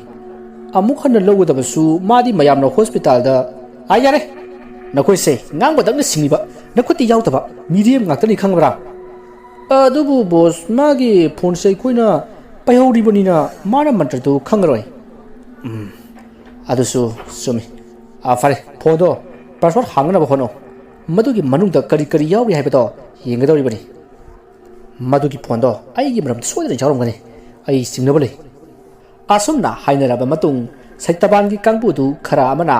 ꯑꯃꯥꯏꯕ ꯆꯤꯇꯟꯖꯤꯠꯅ ꯍꯥꯏꯔꯤꯕ ꯆꯤꯡ ꯑꯃꯗ ꯆꯠꯈ꯭ꯔꯦ ꯑꯗꯨꯒ ꯈꯔ ꯑꯃꯅ ꯑꯃꯥꯏꯕ ꯆꯤꯇꯟꯖꯤꯠꯀꯤ ꯌꯨꯝꯗ ꯆꯠꯈ꯭ꯔꯦ ꯁꯣꯝꯗꯁꯨ ꯅꯣꯡꯌꯥꯏꯗꯣ ꯑꯃꯥꯏꯕ ꯆꯤꯇꯟꯖꯤꯠꯀꯤ ꯂꯩꯀꯥꯏ ꯌꯧꯔꯛꯂꯦ ꯃꯁꯤꯗꯒꯤ ꯒꯥꯔꯤ ꯑꯗꯨ ꯃꯐꯝ ꯑꯃꯗ ꯈꯥꯝꯂꯒ ꯃꯍꯥꯛ ꯑꯃꯥꯏꯕ ꯆꯤꯇꯟꯖꯤꯠꯀꯤ ꯌꯨꯝꯒꯤ ꯃꯅꯤꯡꯂꯣꯝꯗ ꯂꯥꯛꯏ ꯑꯗꯨꯒ ꯐꯨꯔꯥ ꯑꯗꯨꯕꯨ ꯊꯤꯔꯛꯏ ꯑꯁꯨꯝꯅ ꯊꯤꯔꯛꯄꯗ ꯐꯨꯔꯥ ꯑꯗꯨ ꯊꯦꯡꯅꯔꯦ ꯃꯁꯤꯗꯒꯤ ꯃꯍꯥꯛꯅ ꯐꯨꯔꯥ ꯑꯗꯨꯗꯒꯤ ꯑꯣꯏꯔꯣꯝ ꯊꯪꯕ ꯃꯥꯏꯀꯩꯗꯒꯤ ꯈꯨꯗꯨꯞ ꯇꯔꯦꯠ ꯆꯠꯂꯒ ꯂꯩ ꯍꯧꯕ꯭ꯔꯥ ꯍꯥꯏꯗꯨꯅ ꯀꯣꯏꯊꯤ ꯊꯤꯈꯤ ꯑꯁꯨꯝꯅ ꯊꯤꯔꯛꯄꯗ ꯂꯩ ꯑꯃ ꯍꯧꯔꯝꯂꯦ ꯃꯁꯤꯗꯒꯤ ꯃꯍꯥꯛꯅ ꯂꯩ ꯑꯗꯨꯒꯤ ꯃꯈꯣꯡꯗ ꯇꯧꯈꯥꯏꯔꯝꯃꯤ ꯑꯁꯨꯝꯅ ꯇꯧꯊꯣꯛꯄꯗ ꯑꯃꯥꯏꯕ ꯆꯤꯇꯟꯖꯤꯠꯅ ꯍꯥꯏꯕ ꯆꯐꯨ ꯑꯗꯨ ꯂꯩꯔꯝꯂꯦ ꯃꯁꯤꯗꯒꯤ ꯅꯣꯡꯌꯥꯏꯅ ꯃꯥꯒꯤ ꯐꯣꯟ ꯑꯗꯨ ꯂꯧꯊꯣꯛꯇꯨꯅ ꯍꯥꯏꯔꯛꯏ ꯑꯁ ꯃꯟꯇ꯭ꯔꯅꯦꯅ ꯀꯣꯇꯦꯛ ꯀꯣꯔꯥꯡ ꯉꯥꯛꯇ ꯑꯣꯟꯊꯣꯛꯅ ꯍꯩꯅꯈꯤꯗ꯭ꯔꯦ ꯐꯣꯟꯁꯤꯗꯒꯤ ꯊꯥꯔꯒ ꯑꯩꯅ ꯑꯃꯨꯛ ꯍꯥꯏꯕ ꯍꯥꯏꯗꯨꯅꯤ ꯑꯁꯨꯝꯅ ꯈꯜꯂꯒ ꯐꯣꯟ ꯑꯗꯣ ꯑꯃꯥꯏꯕ ꯆꯤꯇꯟꯖꯤꯠꯅ ꯍꯥꯏꯈꯤꯕ ꯃꯟꯇ꯭ꯔ ꯑꯗꯣ ꯊꯥꯔꯤ ꯑꯗꯨꯒ ꯅꯣꯡꯌꯥꯏꯅ ꯃꯟꯇ꯭ꯔ ꯑꯗꯨꯒꯤ ꯃꯇꯨꯡ ꯏꯟꯅꯗꯨꯅ ꯃꯥꯁꯨ ꯍꯥꯏꯔꯤ ꯑꯁꯨꯝꯅ ꯍꯥꯏꯕ ꯂꯣꯏꯔꯒ ꯆꯐꯨ ꯑꯗꯨꯒꯤ ꯃꯈꯨꯝ ꯑꯗꯣ ꯍꯥꯡꯗꯣꯛꯈꯤ ꯑꯗꯨꯕꯨ ꯆꯐꯨ ꯑꯗꯨꯗꯒꯤ ꯀꯔꯤꯃꯠꯇ ꯊꯣꯛꯈꯤꯗꯦ ꯑꯗꯨꯕꯨ ꯋꯪ ꯂꯥꯎꯕ ꯅꯨꯡꯁꯤꯠꯀꯤ ꯁꯥꯍꯨꯝ ꯑꯃꯗꯤ ꯐꯪꯈꯤ ꯃꯁꯤꯗꯒꯤ ꯅꯣꯡꯌꯥꯏꯁꯨ ꯃꯁꯥꯗ ꯑꯀꯤꯕ ꯑꯃ ꯐꯥꯎꯕꯗꯒꯤ ꯃꯐꯝ ꯑꯗꯣ ꯊꯥꯗꯣꯛꯇꯨꯅ ꯄꯔꯞ ꯄꯔꯞ ꯂꯥꯛꯂꯦ ꯃꯍꯥꯛꯅ ꯊꯣꯔꯛꯄꯗ ꯁꯩꯇꯕꯥꯟ ꯍꯣꯏꯒꯤ ꯀꯥꯡꯕꯨ ꯑꯗꯣ ꯊꯦꯡꯅꯈꯤ ꯃꯗꯨꯗ ꯃꯍꯥꯛ ꯃꯈꯣꯏꯕꯨ ꯎꯗꯅꯕ ꯍꯥꯏꯗꯨꯅ ꯇꯨꯃꯤꯟꯅ ꯊꯣꯔꯛꯂꯒ ꯃꯌꯨꯝꯂꯣꯝꯗ ꯂꯥꯛꯏ ꯑꯁꯨꯝꯅ ꯅꯣꯡꯌꯥꯏꯅ ꯊꯣꯔꯛꯄꯗ ꯁꯩꯇꯕꯥꯟꯒꯤ ꯃꯤꯑꯣꯏꯁꯤꯡꯅ ꯎꯈ꯭ꯔꯦ ꯃꯁꯤꯗꯒꯤ ꯃꯍꯥꯛꯄꯨ ꯍꯥꯠꯂꯨ ꯍꯥꯠꯂꯨ ꯍꯥꯏꯗꯨꯅ ꯃꯈꯣꯏ ꯃꯌꯥꯝꯅ ꯇꯥꯟꯅꯔꯛꯏ ꯅꯣꯡꯌꯥꯏꯁꯨ ꯃꯥꯒꯤ ꯒꯥꯔꯤ ꯈꯥꯝꯐꯝ ꯑꯗꯣꯝꯗ ꯆꯦꯜꯂꯛꯂꯒ ꯒꯥꯔꯤ ꯑꯗꯣ ꯊꯧꯔꯒ ꯆꯠꯈꯤ ꯃꯥꯒꯤ ꯃꯇꯨꯡꯗ ꯁꯩꯇꯕꯥꯟꯒꯤ ꯀꯥꯡꯕꯨꯁꯤꯡ ꯑꯗꯣ ꯇꯥꯟꯅꯔꯛꯂꯤ ꯑꯗꯨꯕꯨ ꯈꯔ ꯇꯥꯟꯅꯔꯛꯂꯒ ꯁꯩꯇꯕꯥꯟꯒꯤ ꯀꯥꯡꯕꯨ ꯑꯗꯣ ꯂꯩꯍꯧꯔꯤ ꯃꯗꯨꯗ ꯁꯩꯇꯕꯥꯟꯒꯤ ꯃꯤ ꯑꯃꯅ ꯍꯥꯏꯔꯛꯏ ꯀꯩꯅꯣ ꯍꯧꯖꯤꯛꯀꯤ ꯅꯣꯡꯌꯥꯏꯒꯤ ꯒꯥꯔꯤ ꯃꯅꯤꯡꯗ ꯌꯥꯎꯈꯤꯕꯗꯨꯕꯣ ꯋꯥꯡꯖꯤꯡ ꯋꯥꯡꯕ ꯃꯨꯁꯤꯟ ꯃꯨꯕ ꯑꯃ ꯑꯗꯨꯁꯨ ꯁꯤꯠ ꯑꯗꯨꯗ ꯂꯦꯞꯂꯤꯕ ꯑꯗꯨ ꯀꯟꯅ ꯊꯧꯔꯤꯕ ꯒꯥꯔꯤ ꯑꯗꯨꯗ ꯂꯦꯞꯄꯤꯗꯨꯕꯨ ꯇꯥꯁꯨ ꯇꯥꯍꯧꯗꯦ ꯀꯩꯅꯣ ꯍꯧꯖꯤꯛꯀꯤꯗꯨꯕꯣ ꯋꯥꯗꯨ ꯇꯥꯕꯗ ꯅꯨꯄꯥ ꯑꯃꯅ ꯑꯃꯨꯛ ꯈꯨꯝꯂꯛꯏ ꯉꯥꯏꯈꯣꯅꯦ ꯋꯥꯡꯖꯤꯡ ꯋꯥꯡꯕ ꯃꯨꯁꯤꯟ ꯃꯨꯕꯗꯣ ꯑꯃꯨꯛꯁꯨ ꯁ꯭ꯋꯥꯏ ꯃꯥꯡꯉꯤꯅꯦ ꯀꯥꯟꯅꯗꯦ ꯑꯩꯈꯣꯏ ꯁꯩꯇꯕꯥꯟꯗ ꯄꯥꯎ ꯄꯤꯔꯨꯅꯕ ꯇꯧꯁꯤ ꯑꯁꯨꯝꯅ ꯍꯥꯏꯅꯗꯨꯅ ꯁꯩꯇꯕꯥꯟꯒꯤ ꯀꯥꯡꯕꯨ ꯑꯗꯣ ꯁꯩꯇꯕꯥꯟꯒꯤ ꯃꯅꯥꯛꯇ ꯂꯥꯛꯈꯤ ꯑꯁꯨꯝꯅ ꯃꯈꯣꯏ ꯒꯥꯔꯤ ꯑꯃꯗ ꯄꯨꯂꯞ ꯇꯣꯡꯗꯨꯅ ꯂꯥꯛꯏ ꯑꯁꯨꯝꯅ ꯂꯥꯛꯄꯗ ꯒꯥꯔꯤ ꯊꯧꯔꯤꯕ ꯅꯨꯄꯥ ꯑꯗꯨꯒꯤ ꯃꯃꯤꯠꯇ ꯁꯣꯐꯤꯌꯥꯗꯣ ꯂꯝꯕꯤꯒꯤ ꯃꯄꯥꯟꯗ ꯂꯦꯞꯄ ꯎꯈꯤ ꯃꯗꯨꯗ ꯃꯍꯥꯛꯅ ꯃꯌꯥꯝꯗ ꯁꯣꯐꯤꯌꯥꯅꯦ ꯍꯥꯏꯗꯨꯅ ꯒꯥꯔꯤ ꯑꯗꯨ ꯈꯪꯈꯥꯝ ꯈꯥꯝꯃꯤ ꯃꯗꯨꯗ ꯃꯌꯥꯝꯅ ꯍꯥꯏ ꯉꯥꯎꯔꯕ꯭ꯔꯣ ꯅꯪ ꯁꯣꯐꯤꯌꯥꯅꯦ ꯍꯥꯏꯔꯒ ꯒꯥꯔꯤꯗꯨ ꯌꯥꯝꯅ ꯊꯧꯕꯤꯗꯤ ꯂꯩꯇꯗꯅ ꯈꯥꯝꯂꯤꯗꯨꯕꯨ ꯀꯔꯤꯒꯤꯅꯣ ꯍꯥꯏꯕꯅꯤꯗ ꯃꯗꯨꯗ ꯗ꯭ꯔꯥꯏꯚꯔ ꯑꯗꯨꯅ ꯃꯌꯥꯝꯗ ꯅꯣꯛꯂꯒ ꯍꯧꯖꯤꯛꯇꯤ ꯅꯈꯣꯏꯒꯤ ꯃꯇꯝ ꯂꯣꯏꯔꯦ ꯀꯅꯥꯅꯅꯣ ꯅꯈꯣꯏꯕꯨ ꯀꯟꯒꯗꯧꯔꯤꯕ ꯑꯁꯤ ꯍꯥꯏꯔꯝꯂꯒ ꯒꯥꯔꯤ ꯑꯗꯣ ꯌꯥꯝꯅ ꯌꯥꯡꯅ ꯊꯧꯈꯤ ꯃꯗꯨꯗ ꯃꯌꯥꯝꯅ ꯒꯥꯔꯤ ꯈꯥꯝꯃꯣ ꯍꯥꯏꯗꯨꯅ ꯂꯥꯎꯅꯔꯛꯏ ꯑꯃꯗꯤ ꯃꯥꯡꯗ ꯗ꯭ꯔꯥꯏꯚꯔ ꯑꯗꯨꯒ ꯐꯝꯃꯤꯟꯅꯔꯤꯕ ꯅꯨꯄꯥ ꯑꯗꯨꯅꯁꯨ ꯒꯥꯔꯤ ꯑꯗꯨꯒꯤ ꯁ꯭ꯇꯥꯔꯠ ꯑꯗꯣ ꯃꯨꯊꯠꯅꯅꯕ ꯀꯟꯅ ꯍꯣꯠꯅꯈꯤ ꯑꯗꯨꯕꯨ ꯒꯥꯔꯤ ꯗ꯭ꯔꯥꯏꯚꯔ ꯑꯗꯨꯅ ꯃꯥꯡꯗ ꯇꯣꯡꯂꯤꯕ ꯅꯨꯄꯥ ꯑꯗꯨꯒꯤ ꯃꯉꯛꯁꯝꯗ ꯈꯨꯠꯆꯦꯞꯅ ꯌꯥꯝꯅ ꯀꯟꯅ ꯌꯥꯟꯁꯤꯟꯕꯗꯒꯤ ꯅꯨꯄꯥ ꯑꯗꯣ ꯃꯈꯣꯔꯤ ꯎꯇꯣꯡ ꯀꯥꯏꯗꯨꯅ ꯃꯌꯥꯗꯒꯤ ꯏ ꯍꯩꯊꯗꯨꯅ ꯒꯥꯔꯤ ꯃꯅꯨꯡ ꯑꯗꯨꯗ ꯌꯥꯝꯅ ꯋꯥꯅ ꯐ꯭ꯔꯪ ꯀꯥꯎꯗꯨꯅ ꯂꯩꯔꯤ ꯒꯥꯔꯤ ꯑꯗꯨꯅ ꯌꯥꯡꯃꯟꯈꯤꯕꯅ ꯒꯥꯔꯤ ꯃꯅꯨꯡꯗ ꯇꯣꯡꯂꯤꯕ ꯃꯤꯁꯤꯡ ꯑꯗꯣ ꯆꯣꯡꯊꯕꯁꯨ ꯀꯤꯅꯔꯝꯃꯤ ꯑꯁꯨꯝꯅ ꯂꯥꯎꯅꯔꯝꯕꯗꯒꯤ ꯃꯥꯟ ꯄꯨꯔꯛꯄ ꯑꯆꯧꯕ ꯇꯇꯥ ꯑꯃꯗ ꯁꯥꯐꯨ ꯀꯟꯅ ꯒꯥꯔꯤ ꯑꯗꯨ ꯊꯣꯝꯖꯤꯟꯈꯤ ꯃꯐꯝ ꯑꯗꯨꯃꯛꯇꯨꯗ ꯃꯈꯣꯏ ꯁꯩꯇꯕꯥꯟꯒꯤ ꯀꯥꯡꯕꯨ ꯑꯗꯣ ꯈꯨꯗꯛꯇ ꯊꯋꯥꯏ ꯃꯥꯡꯈꯤ꯫ ꯄꯥꯎ ꯑꯗꯣ ꯁꯩꯇꯕꯥꯟꯁꯨ ꯇꯥꯈꯤ꯫ ꯃꯁꯤꯗꯒꯤ ꯃꯍꯥꯛ ꯈꯪꯂꯤ ꯅꯣꯡꯖꯥꯏꯅ ꯁꯣꯐꯤꯌꯥꯒꯤ ꯊꯋꯥꯏ ꯑꯗꯣ ꯊꯥꯗꯣꯛꯈ꯭ꯔꯦ ꯍꯥꯏꯕ, ꯑꯗꯨꯕꯨ ꯃꯍꯥꯛ ꯀꯔꯤ ꯇꯧꯁꯤꯒꯦ ꯍꯥꯏꯕꯗꯣ ꯈꯪꯂꯝꯗꯦ꯫ ꯃꯔꯝ ꯑꯁꯤꯅ ꯃꯍꯥꯛ ꯃꯥꯒꯤ ꯈꯣꯡꯂꯣꯏꯁꯤꯡ ꯑꯗꯨꯒ ꯄꯨꯟꯅ ꯋꯥ ꯇꯥꯟꯅꯔꯤ꯫ ꯑꯁꯨꯝꯅ ꯋꯥ ꯇꯥꯟꯅꯔꯕ ꯃꯇꯨꯡ ꯑꯃꯥꯏꯕ ꯖꯤꯇꯟꯖꯤꯠꯀꯤ ꯃꯅꯥꯛꯇ ꯆꯠꯇꯨꯅ ꯊꯋꯥꯏ ꯑꯗꯣ ꯑꯃꯨꯛꯀ ꯍꯟꯅ ꯐꯥꯖꯤꯟꯅꯅꯕ ꯍꯥꯏꯔꯨꯁꯤ ꯍꯥꯏꯅ ꯋꯥꯔꯦꯞꯅꯔꯤ꯫ ꯑꯁꯨꯝꯅ ꯍꯥꯏꯅꯗꯨꯅ ꯃꯈꯣꯏ ꯑꯃꯥꯏꯕ ꯖꯤꯇꯟꯖꯤꯠꯀꯤ ꯃꯅꯥꯛꯇ ꯂꯥꯛꯂꯤ꯫ ꯃꯗꯨꯗ ꯁꯩꯇꯕꯥꯟꯒꯤ ꯀꯥꯡꯕꯨ ꯑꯗꯨ ꯌꯥꯎꯔꯤꯕ ꯅꯨꯄꯥ ꯑꯃꯅ ꯃꯥꯒꯤ ꯃꯃꯥꯟꯅꯕ ꯑꯃꯗ ꯍꯥꯏꯔꯛꯂꯝꯃꯤ, "ꯏꯇꯥꯎ, ꯑꯩꯗꯤ ꯇꯨꯝꯅꯤꯡꯕꯅꯕꯨ ꯂꯣꯏꯔꯦꯗ." "ꯑꯦ, ꯇꯨꯝꯅꯤꯡꯕ꯭ꯔꯣ? ꯁꯦ, ꯆꯝꯄ꯭ꯔꯥꯁꯦ ꯆꯥꯒꯦꯔꯣ?" "ꯑꯦ, ꯅꯪꯗꯤ ꯀꯥꯏꯗꯩ ꯆꯝꯄ꯭ꯔꯥ?" "ꯉꯁꯥꯏ ꯆꯤꯡꯗ ꯆꯐꯨ ꯁꯪꯕ ꯆꯠꯄꯗꯣ ꯑꯗꯨꯗ ꯄꯥꯜꯂꯝꯕꯅꯤ, ꯑꯗꯨ ꯈꯔ ꯍꯦꯜꯂꯛꯄꯅꯤ꯫ ꯁꯦ, ꯆꯥꯎꯁꯦ, ꯑꯩꯁꯨ ꯆꯥꯔꯤꯁꯤꯅꯤ ꯇꯨꯝꯅꯤꯡꯗꯅ." "ꯍꯣꯏ ꯚꯥꯏ, ꯈꯔ ꯄꯤꯔꯛꯑꯣ." ꯑꯁꯨꯝꯅ ꯃꯃꯥꯟꯅꯕꯁꯤꯡꯗꯣ ꯇꯨꯝꯅꯤꯡ ꯐꯅꯅꯕ ꯆꯝꯄ꯭ꯔꯥ ꯑꯗꯨ ꯆꯥꯗꯨꯅ ꯈꯥꯡꯈꯤ꯫ ꯁꯣꯝꯗ ꯑꯃꯥꯏꯕ ꯖꯤꯇꯟꯖꯤꯠꯁꯨ ꯃꯩ ꯍꯧꯅ ꯁꯥꯎꯔꯤ, ꯃꯔꯝꯗꯤ ꯅꯣꯡꯌꯥꯏꯅ ꯁꯦꯟ ꯑꯗꯣ ꯄꯨꯔꯛꯇꯕꯗꯒꯤꯅꯤ꯫ ꯃꯍꯥꯛꯇꯤ ꯅꯣꯡꯌꯥꯏꯅ ꯑꯦꯛꯁꯤꯗꯦꯟ ꯊꯣꯛꯂꯤꯕꯗꯨ ꯈꯪꯕ ꯅꯠꯇꯦ꯫ ꯑꯁꯨꯝꯅ ꯁꯥꯎꯗꯨꯅ ꯂꯩꯔꯤꯉꯩ ꯁꯩꯇꯕꯥꯟꯒꯤ ꯀꯥꯡꯕꯨ ꯑꯗꯣ ꯆꯪꯂꯛꯂꯤ꯫ ꯃꯈꯣꯏ ꯑꯌꯥꯝꯕꯗꯤ ꯃꯄꯥꯟꯗ ꯂꯩꯍꯧꯔꯤ꯫ ꯁꯩꯇꯕꯥꯟꯒ ꯉꯁꯥꯏ ꯆꯝꯄ꯭ꯔꯥ ꯆꯥꯈꯤꯕ ꯅꯨꯄꯥ ꯑꯗꯨꯒ ꯆꯪꯂꯛꯄꯅꯤ꯫ ꯃꯇꯝ ꯑꯗꯨꯗ ꯁꯩꯇꯕꯥꯟꯅ ꯑꯣꯖꯥꯅ ꯃꯟꯇ꯭ꯔꯗꯨ ꯄꯤꯈꯤꯕꯗꯒꯤ ꯍꯧꯖꯤꯛ ꯁꯣꯐꯤꯌꯥꯗꯣ ꯅꯥꯟꯊꯣꯛꯈ꯭ꯔꯦ꯫ ꯃꯔꯝ ꯑꯗꯨꯅ ꯑꯩꯈꯣꯏꯒꯤ ꯃꯤ 6 ꯁꯤꯈ꯭ꯔꯦ꯫ ꯀꯩꯅꯣ ꯑꯣꯖꯥꯅ ꯇꯧꯕꯤꯔꯤꯁꯤꯕꯣ?" "ꯑꯩ ꯏꯕꯨꯡꯉꯣ, ꯑꯩꯅ ꯉꯁꯥꯏꯅ ꯍꯥꯏꯔꯦꯗꯅ, ꯃꯥꯅ ꯑꯩꯕꯨ ꯀꯤꯍꯜꯂꯒ ꯍꯥꯠꯀꯅꯤ ꯇꯧꯕꯗꯒꯤ ꯄꯤꯈꯤꯕꯅꯤ꯫ ꯇꯥꯟꯅꯔꯒ ꯃꯨꯜꯂꯨꯆꯣ ꯍꯥꯏꯗꯅ ꯑꯩꯗꯤ ꯅꯉꯣꯟꯗ ꯍꯥꯏꯈꯤꯅ꯫ ꯑꯗꯨꯕꯨ ꯐꯔꯦ, ꯍꯧꯖꯤꯛꯇꯤ ꯑꯩ ꯂꯩꯔꯤ꯫ ꯑꯩꯅ ꯁꯣꯏꯗꯅ ꯊꯋꯥꯏ ꯑꯗꯨ ꯐꯥꯖꯤꯟꯒꯅꯤ꯫ ꯍꯟꯗꯛꯇꯤ ꯀꯅꯥꯃꯠꯇꯅ ꯂꯧꯊꯣꯛꯄ ꯌꯥꯔꯔꯣꯏꯗꯕ ꯃꯑꯣꯡꯗ ꯐꯥꯖꯤꯟꯒꯗꯧꯔꯤꯕꯅꯤ." ꯑꯃꯥꯏꯕꯒꯤ ꯋꯥ ꯑꯗꯨ ꯇꯥꯕꯗ ꯁꯩꯇꯕꯥꯟꯅ, "ꯉꯁꯤꯃꯛ ꯇꯧꯕꯤꯔꯣ, ꯉꯁꯤꯒꯤ ꯑꯍꯤꯡꯁꯤꯗ ꯇꯨꯝꯅꯅꯕ ꯑꯩꯈꯣই ꯂꯣꯏꯅ ꯁꯤꯔꯅꯤ." ꯁꯩꯇꯕꯥꯟꯒꯤ ꯋꯥꯗꯨꯗ ꯑꯃꯥꯏꯕ ꯖꯤꯇꯟꯖꯤꯠꯅ, ꯐꯔꯦ ꯐꯔꯦ, ꯍꯧꯖꯤꯛꯃꯛꯀꯤ ꯑꯣꯏꯅꯗꯤ ꯅꯈꯣꯏꯗ ꯊꯋꯥꯏ ꯑꯗꯨꯅ ꯆꯪꯗꯅꯕ ꯊꯕꯛ ꯑꯃ ꯇꯧꯔꯒꯦ꯫ ꯅꯨꯡꯗꯨꯝꯒꯨꯝꯕ ꯃꯇꯨꯝ ꯇꯥꯕ ꯄꯣꯠꯁꯛ ꯑꯃꯠꯇ ꯄꯤꯔꯛꯎꯅꯦ." ꯋꯥꯗꯨ ꯇꯥꯕꯗ ꯁꯩꯇꯕꯥꯟ ꯑꯃꯗꯤ ꯃꯥꯒ ꯂꯥꯛꯃꯤꯟꯅꯔꯤꯕ ꯅꯨꯄꯥ ꯑꯗꯨꯅ ꯃꯇꯨꯝ ꯇꯥꯕ ꯄꯣꯠꯁꯛ ꯀꯣꯏꯊꯤ ꯊꯤꯔꯝꯃꯤ꯫ ꯑꯁꯨꯝꯅ ꯊꯤꯔꯛꯄꯗ ꯁꯩꯇꯕꯥꯟꯒ ꯂꯥꯛꯃꯤꯟꯅꯔꯤꯕ ꯅꯨꯄꯥ ꯑꯗꯨꯅ, "ꯏꯄꯨ ꯑꯃꯥꯏꯕ, ꯁꯦ, ꯆꯝꯄ꯭ꯔꯥꯁꯤꯗꯤ ꯌꯥꯔꯣꯏꯗ꯭ꯔꯥ?" ꯍꯥꯏꯗꯨꯅ ꯍꯪꯂꯛꯏ꯫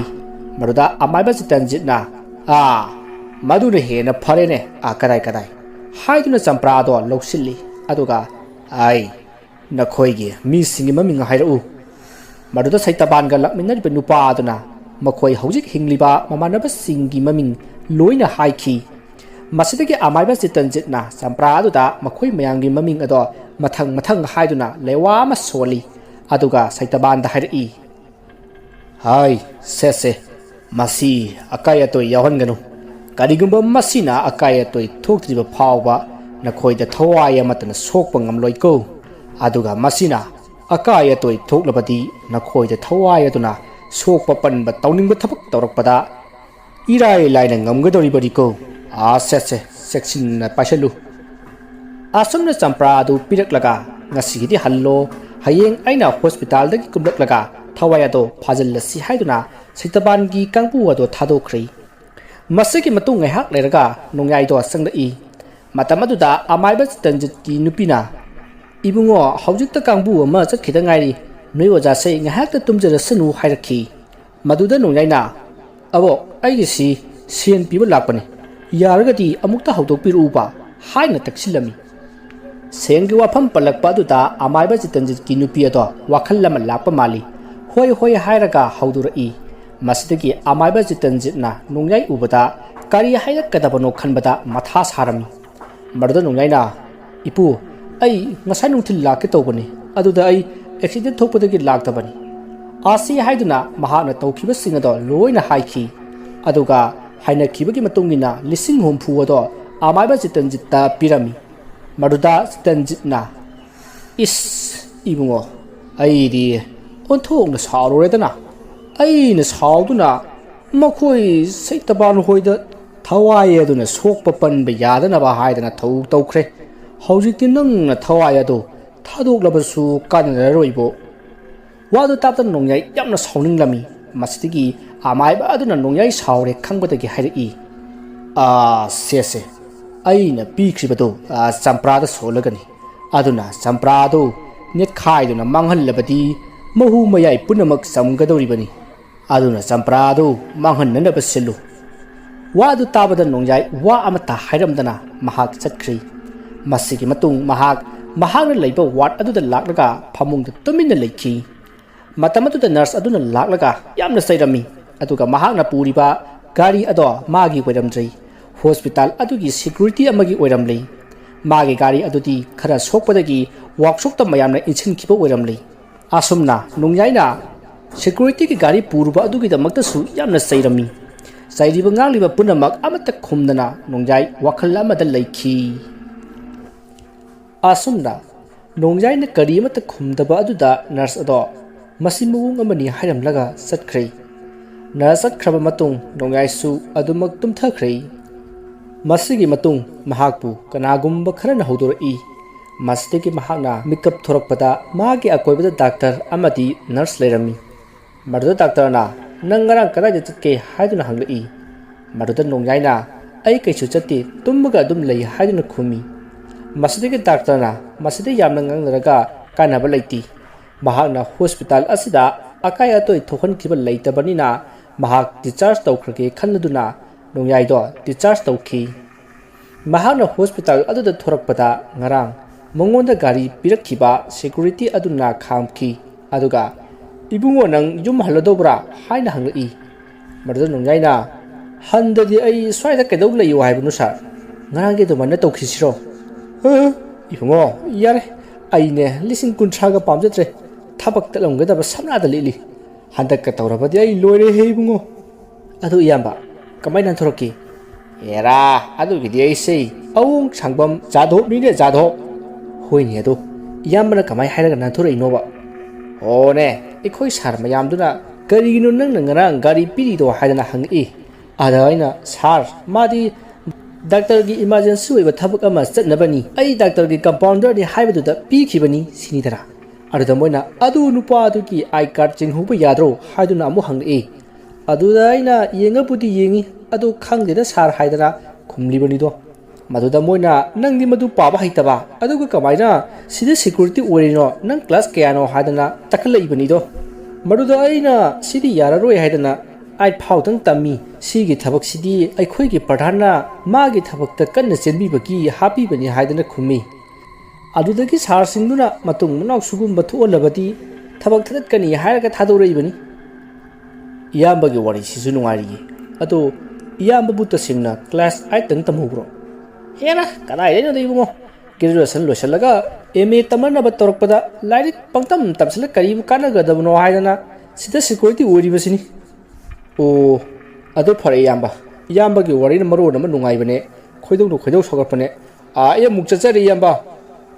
ꯑꯁꯤ ꯍꯥꯏꯔꯝꯂꯒ ꯅꯣꯡꯌꯥꯏꯗꯣ ꯆꯠꯈꯤ ꯃꯗꯨꯗ ꯁꯦꯀ꯭ꯌꯨꯔꯤꯇꯤ ꯑꯗꯨꯅ ꯀꯩꯅꯣꯅꯦ ꯃꯥꯅ ꯐꯩꯖꯩ ꯆꯤꯡꯉꯝꯃꯒ ꯆꯠꯈ꯭ꯔꯤꯁꯤꯅ ꯃꯁꯤ ꯗꯥꯛꯇꯔꯁꯤꯡꯅ ꯀꯣꯛꯆꯥꯛ ꯀꯣꯂꯥꯏꯇꯤꯁ ꯅꯥꯔꯦ ꯍꯥꯏꯁꯤ ꯆꯨꯝ ꯇꯥꯏ ꯑꯁꯨꯝꯅ ꯍꯥꯏꯔꯒ ꯁꯦꯀ꯭ꯌꯨꯔꯤꯇꯤ ꯑꯗꯣ ꯂꯩꯍꯧꯈꯤ ꯉꯔꯥꯡ ꯅꯨꯃꯤꯗꯥꯡ ꯅꯣꯡꯌꯥꯏꯅ ꯁꯦꯀ꯭ꯌꯨꯔꯤꯇꯤ ꯑꯗꯨꯗ ꯐꯥꯔꯃꯥꯁꯤꯗ ꯆꯠꯀꯦ ꯒꯥꯔꯤ ꯑꯃꯨꯛꯇ ꯄꯤꯕꯤꯌꯨ ꯍꯥꯏꯈꯤ ꯃꯗꯨꯗ ꯁꯦꯀ꯭ꯌꯨꯔꯤꯇꯤ ꯑꯗꯨꯅ ꯌꯥꯈꯤꯗꯦꯃꯗꯨꯗ ꯅꯣꯡꯌꯥꯏꯅ ꯂꯨꯄꯥ 5,000 ꯄꯤꯒꯦ ꯍꯥꯏꯈꯤ ꯃꯗꯨꯗꯁꯨ ꯁꯦꯀ꯭ꯌꯨꯔꯤꯇꯤ ꯑꯗꯨꯅ ꯌꯥꯈꯤꯗꯦ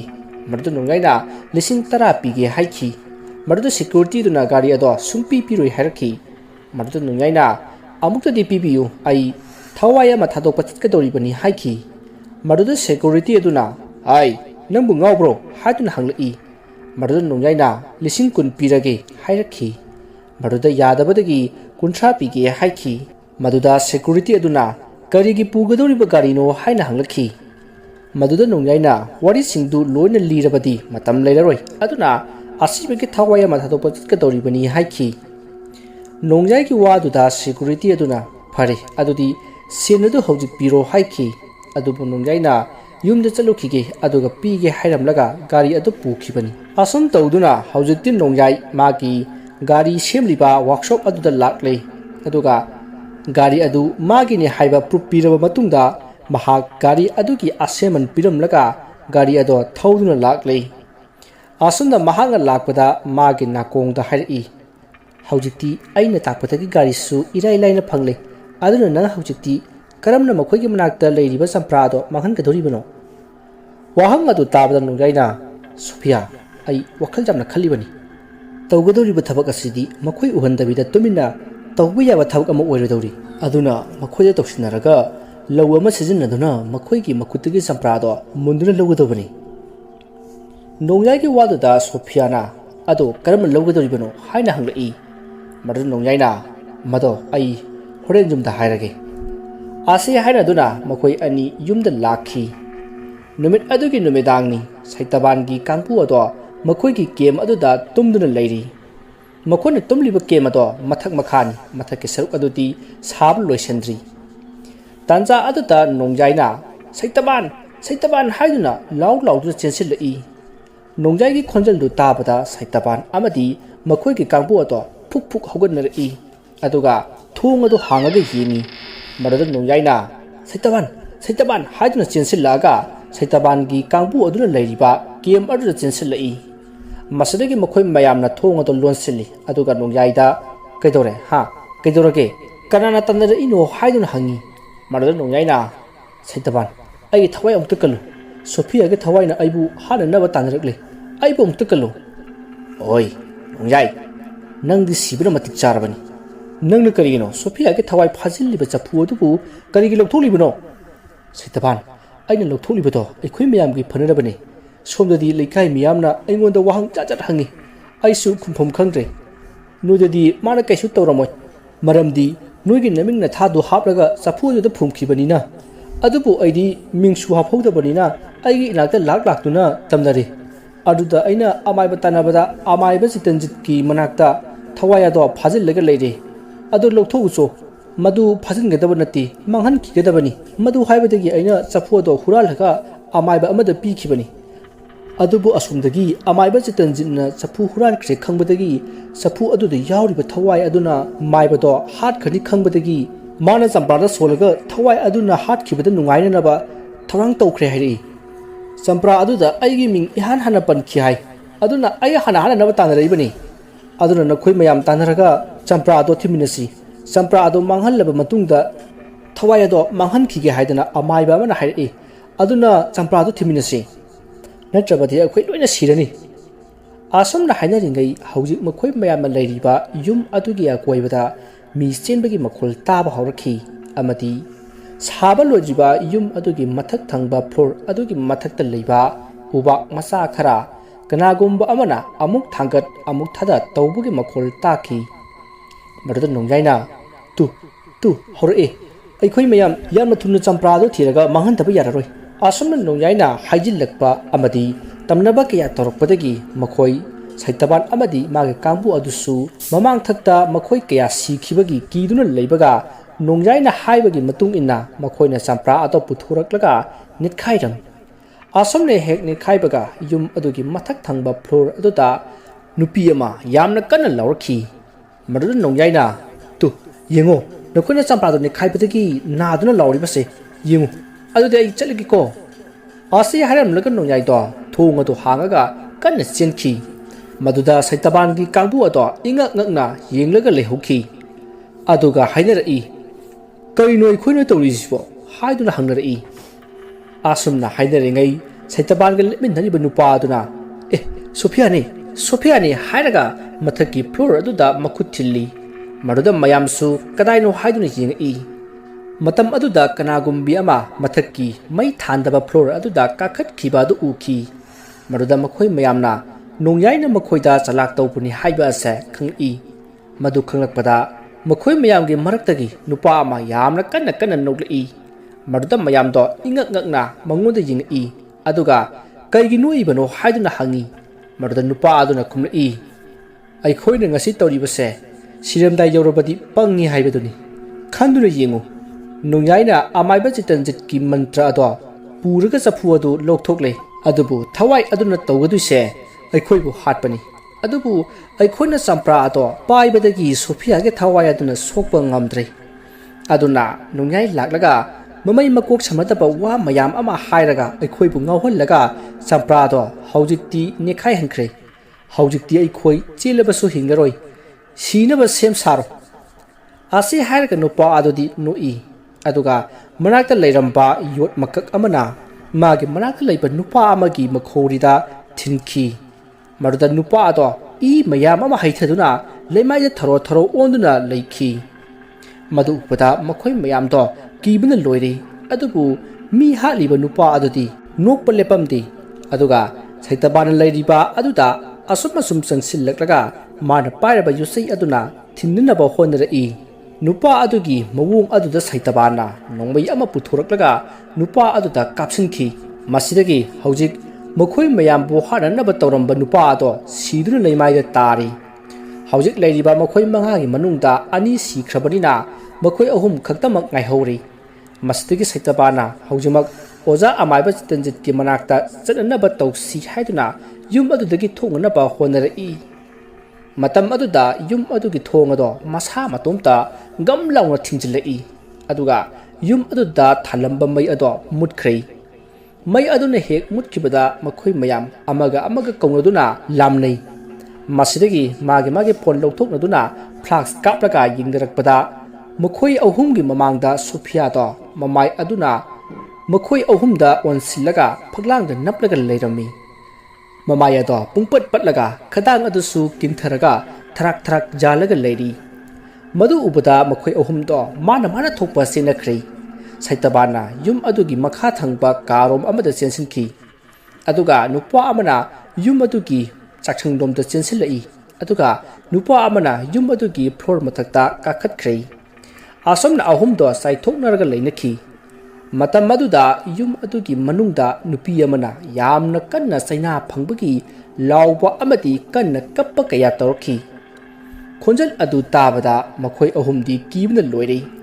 ꯑꯁꯣꯝꯅ ꯂꯩꯔꯤꯉꯩ ꯆꯥꯛꯁꯪꯗ ꯂꯩꯔꯤꯕ ꯅꯨꯄꯥ ꯑꯗꯨꯒꯤ ꯃꯅꯥꯛꯇ ꯀꯅꯥꯒꯨꯝꯕ ꯑꯃ ꯂꯥꯛꯄꯒꯤ ꯃꯈꯣꯜ ꯇꯥꯈꯤ ꯃꯗꯨꯗ ꯅꯨꯄꯥ ꯑꯗꯨꯅ ꯃꯥꯅ ꯂꯩꯔꯤꯕ ꯆꯥꯛꯁꯪ ꯑꯗꯨꯒꯤ ꯊꯣꯡ ꯑꯗꯣꯝꯗ ꯃꯥꯅ ꯄꯥꯏꯔꯤꯕ ꯐꯣꯟ ꯑꯗꯨꯒꯤ ꯐ꯭ꯂꯥꯛꯁ ꯑꯗꯣ ꯀꯥꯞꯁꯤꯜꯂꯝꯃꯤ ꯑꯗꯨꯕꯨ ꯃꯈꯣꯜ ꯑꯗꯣ ꯃꯥꯅ ꯂꯩꯔꯤꯕ ꯃꯐꯝ ꯑꯗꯨ ꯌꯧꯔꯛꯄꯗ ꯇꯨꯃꯤꯟꯅ ꯂꯩꯈ꯭ꯔꯦ ꯇꯧꯔꯤꯕ ꯃꯑꯣꯡꯁꯤꯡ ꯑꯁꯤꯗ ꯅꯨꯄꯥ ꯑꯗꯨꯗꯤ ꯀꯤꯕꯅ ꯃꯁꯥꯗꯣ ꯂꯣꯏꯔꯕꯅꯤ ꯑꯁꯨꯝꯅ ꯀꯤꯗꯨꯅ ꯂꯩꯔꯤꯉꯩ ꯅꯨꯄꯥ ꯑꯗꯨꯒꯤ ꯃꯀꯣꯛꯇ ꯀꯔꯤꯒꯨꯝꯕ ꯃꯍꯤ ꯑꯃ ꯇꯞ ꯇꯥꯔꯛꯏ ꯃꯗꯨꯗ ꯅꯨꯄꯥ ꯑꯗꯨꯅ ꯈꯪꯄ꯭ꯔꯦꯛ ꯈꯪꯅ ꯃꯊꯛꯀꯤ ꯁꯤꯂꯤꯡ ꯑꯗꯨꯗ ꯃꯥꯒꯤ ꯐꯣꯟ ꯐ꯭ꯂꯥꯛꯁ ꯑꯗꯣ ꯀꯥꯞꯈꯠꯂꯛꯄꯗꯗꯤ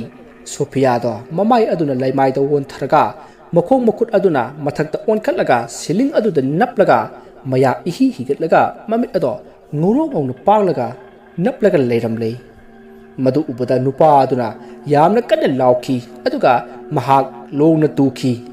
ꯃꯇꯝ ꯑꯗꯨꯗ ꯁꯣꯐꯤꯌꯥꯒꯤ ꯊꯋꯥꯏ ꯑꯗꯨꯅ ꯆꯣꯡꯁꯤꯜꯂꯛꯇꯨꯅ ꯅꯨꯄꯥ ꯑꯗꯨꯒꯤ ꯃꯁꯥꯗ ꯆꯪꯈꯤ ꯃꯁꯤꯗꯒꯤ ꯅꯨꯄꯥ ꯑꯗꯣ ꯃꯃꯤꯠꯇꯨ ꯃꯨꯁꯤꯜꯂꯛꯏ ꯑꯗꯨꯒ ꯃꯁꯥ ꯑꯗꯣ ꯐ꯭ꯔꯪ ꯆꯣꯡꯂꯝꯂꯒ ꯆꯞ ꯇꯤꯡꯅ ꯂꯣꯡꯅ ꯍꯧꯒꯠꯂꯛꯏ ꯑꯗꯨꯒ ꯆꯥꯛꯈꯨꯝ ꯑꯗꯨꯗ ꯂꯩꯕ ꯃꯈꯣꯏꯅ ꯁꯥ ꯁꯦꯝꯕꯒꯤ ꯊꯝꯂꯤꯕ ꯊꯥꯡꯖꯧ ꯑꯗꯨ पायदुना युम अदुगी मथकलोमदा लाक्ले महागा लाकपदा फ्लोर मथकदा लेरंबा नुपा अदो तुमिन्ना चेप्थरगा मागे फ्लाक्स अदु कापलगे जिंगई मदुदा साक्संगदा लेरुबा सोफियागे थवाई संगलिबा नुपा अदुना थांग अमा पारगा लाकपा अदो उखी मदु उबदा नुपा अदो कदोम चिनसिगे हाइदुना कोइचिन चेलमी तांजा अदुदा माबु हाटपा लाइबा सोफियागे थवाई संगलिबा नुपा अदुना नुपीगा नुपागा की खोंजलदा हौना नुकलगा हाइरई चेलो चेलो चेलो ऐसो अदुगुमना माइकई मरीना खाजिल्लबा कादुदा चेनखिबनी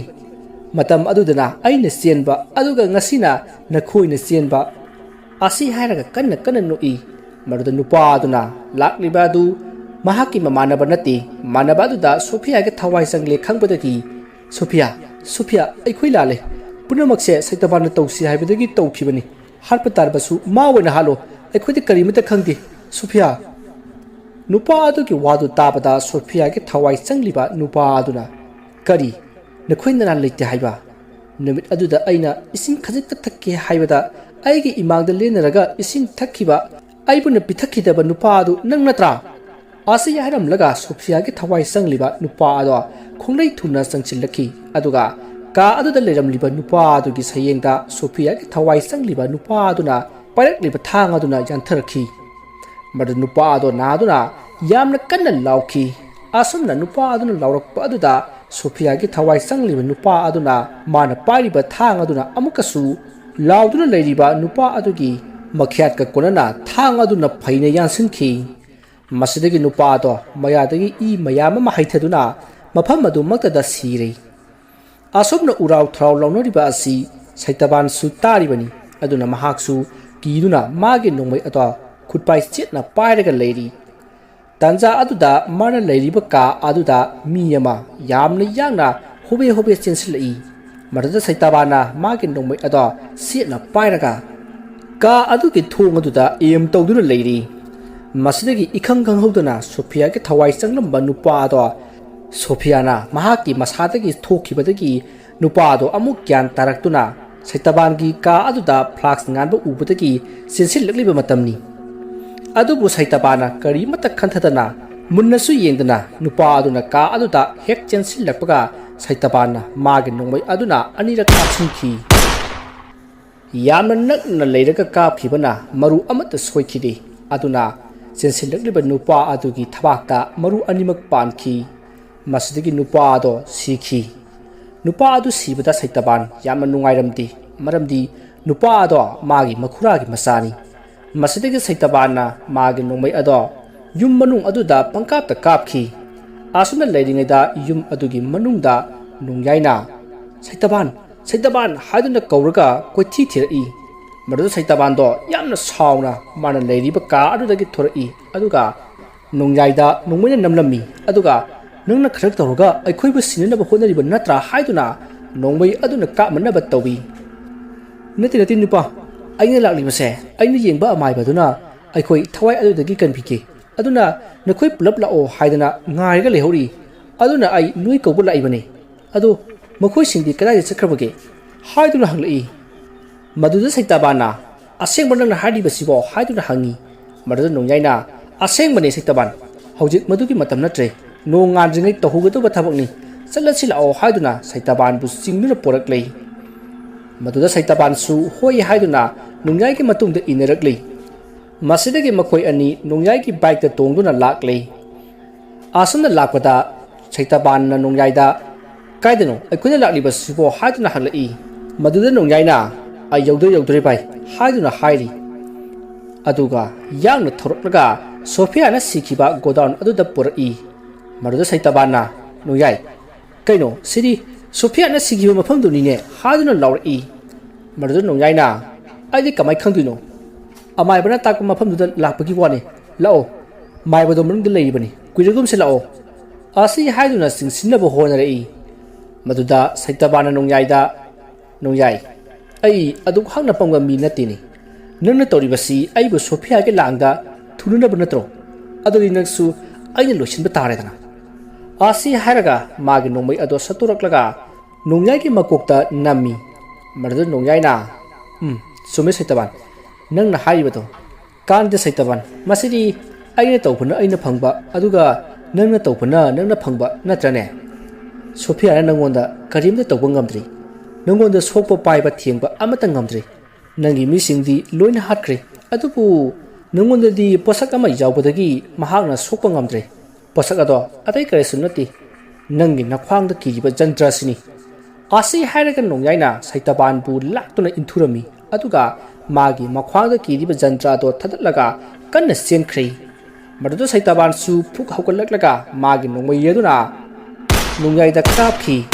मदुदो नोंयाइगी मखुटकी ओइ थंबगी पाम्बोमदा खेतखि आसुमना लैरिङै सैताबानगी तुंगदगी कनागुम्बा अमना सैताबान हायदुना कौरई मदुदा सैताबाना तुंगदा सक लैथोक्लगा नोंमै अदुना कापखि मतम अदुदा नोंमै अदो मरु लोइरे मरमदुना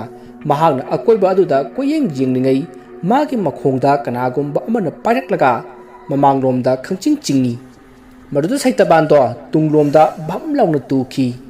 मसिदगी मागी मखोंग अनिदो पाइरगा मसक्ति उदबा कनागुम्बा अमना मागी मखोंग अनिदो पाइरगा सुकना ममलबा godown अदुदा सिंसिनखि आसमना चिंचिनखिबा ngaihak lairaga saitabando kanna lauraki somdana nongyaido magi makutki asokpa do layengna ba magi gari ado thauduna laklei asumna mahak ngarang mana layeng lamba hospital adu da laklaga magi anaba do layengki matamdu nongalamdagi pung mari heli manga taraklei asumna magi asokpa tu pendes jetlaba matung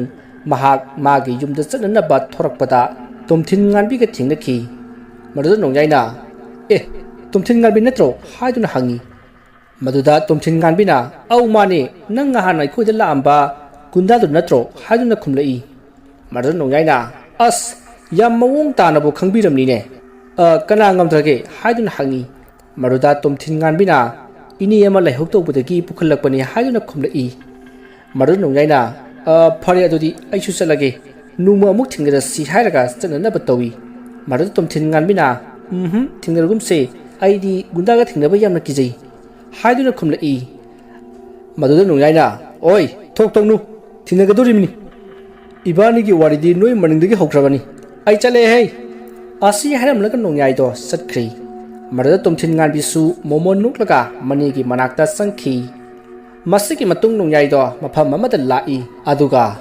ꯃꯅꯥꯛ ꯑꯗꯨꯋꯥꯏꯗ ꯆꯠꯂꯝꯕ ꯅꯨꯄꯥ ꯑꯃꯗ phone ꯑꯃꯨꯛꯇ ꯇꯧꯖꯒꯦ ꯍꯥꯏꯔꯒ phone ꯑꯗꯨꯗꯒꯤ ꯄꯨꯂꯤꯁꯇ ꯑꯁꯤꯕ ꯑꯃ ꯂꯩꯔꯦ ꯍꯥꯏꯗꯨꯅ ꯄꯥꯎ ꯄꯤꯈꯤ ꯑꯗꯨꯒ ꯃꯐꯝ ꯖꯒꯥ ꯑꯗꯨꯁꯨ ꯍꯥꯏꯈꯤ ꯃꯍꯥꯛꯀꯤ ꯐꯣꯟꯗꯒꯤ ꯇꯧꯔꯕꯗꯤ ꯂꯩꯀꯥꯏ ꯃꯤꯌꯥꯝꯅ ꯈꯪꯅꯔꯛꯄꯁꯨ ꯌꯥꯏ ꯈꯟꯕꯗꯒꯤ ꯃꯅꯥꯛ ꯑꯗꯨꯋꯥꯏꯗ ꯂꯩꯔꯝꯕ ꯅꯨꯄꯥ ꯑꯃꯒꯤ ꯐꯣꯟꯗꯒꯤ ꯄꯨꯂꯤꯁꯇ ꯄꯥꯎ ꯄꯤꯈꯤꯕꯅꯤ ꯃꯁꯤꯗꯒꯤ ꯃꯐꯝ ꯑꯗꯨꯗ ꯄꯨꯂꯤꯁꯁꯤꯡ ꯂꯥꯛꯇꯨꯅ ꯌꯦꯡꯕꯗ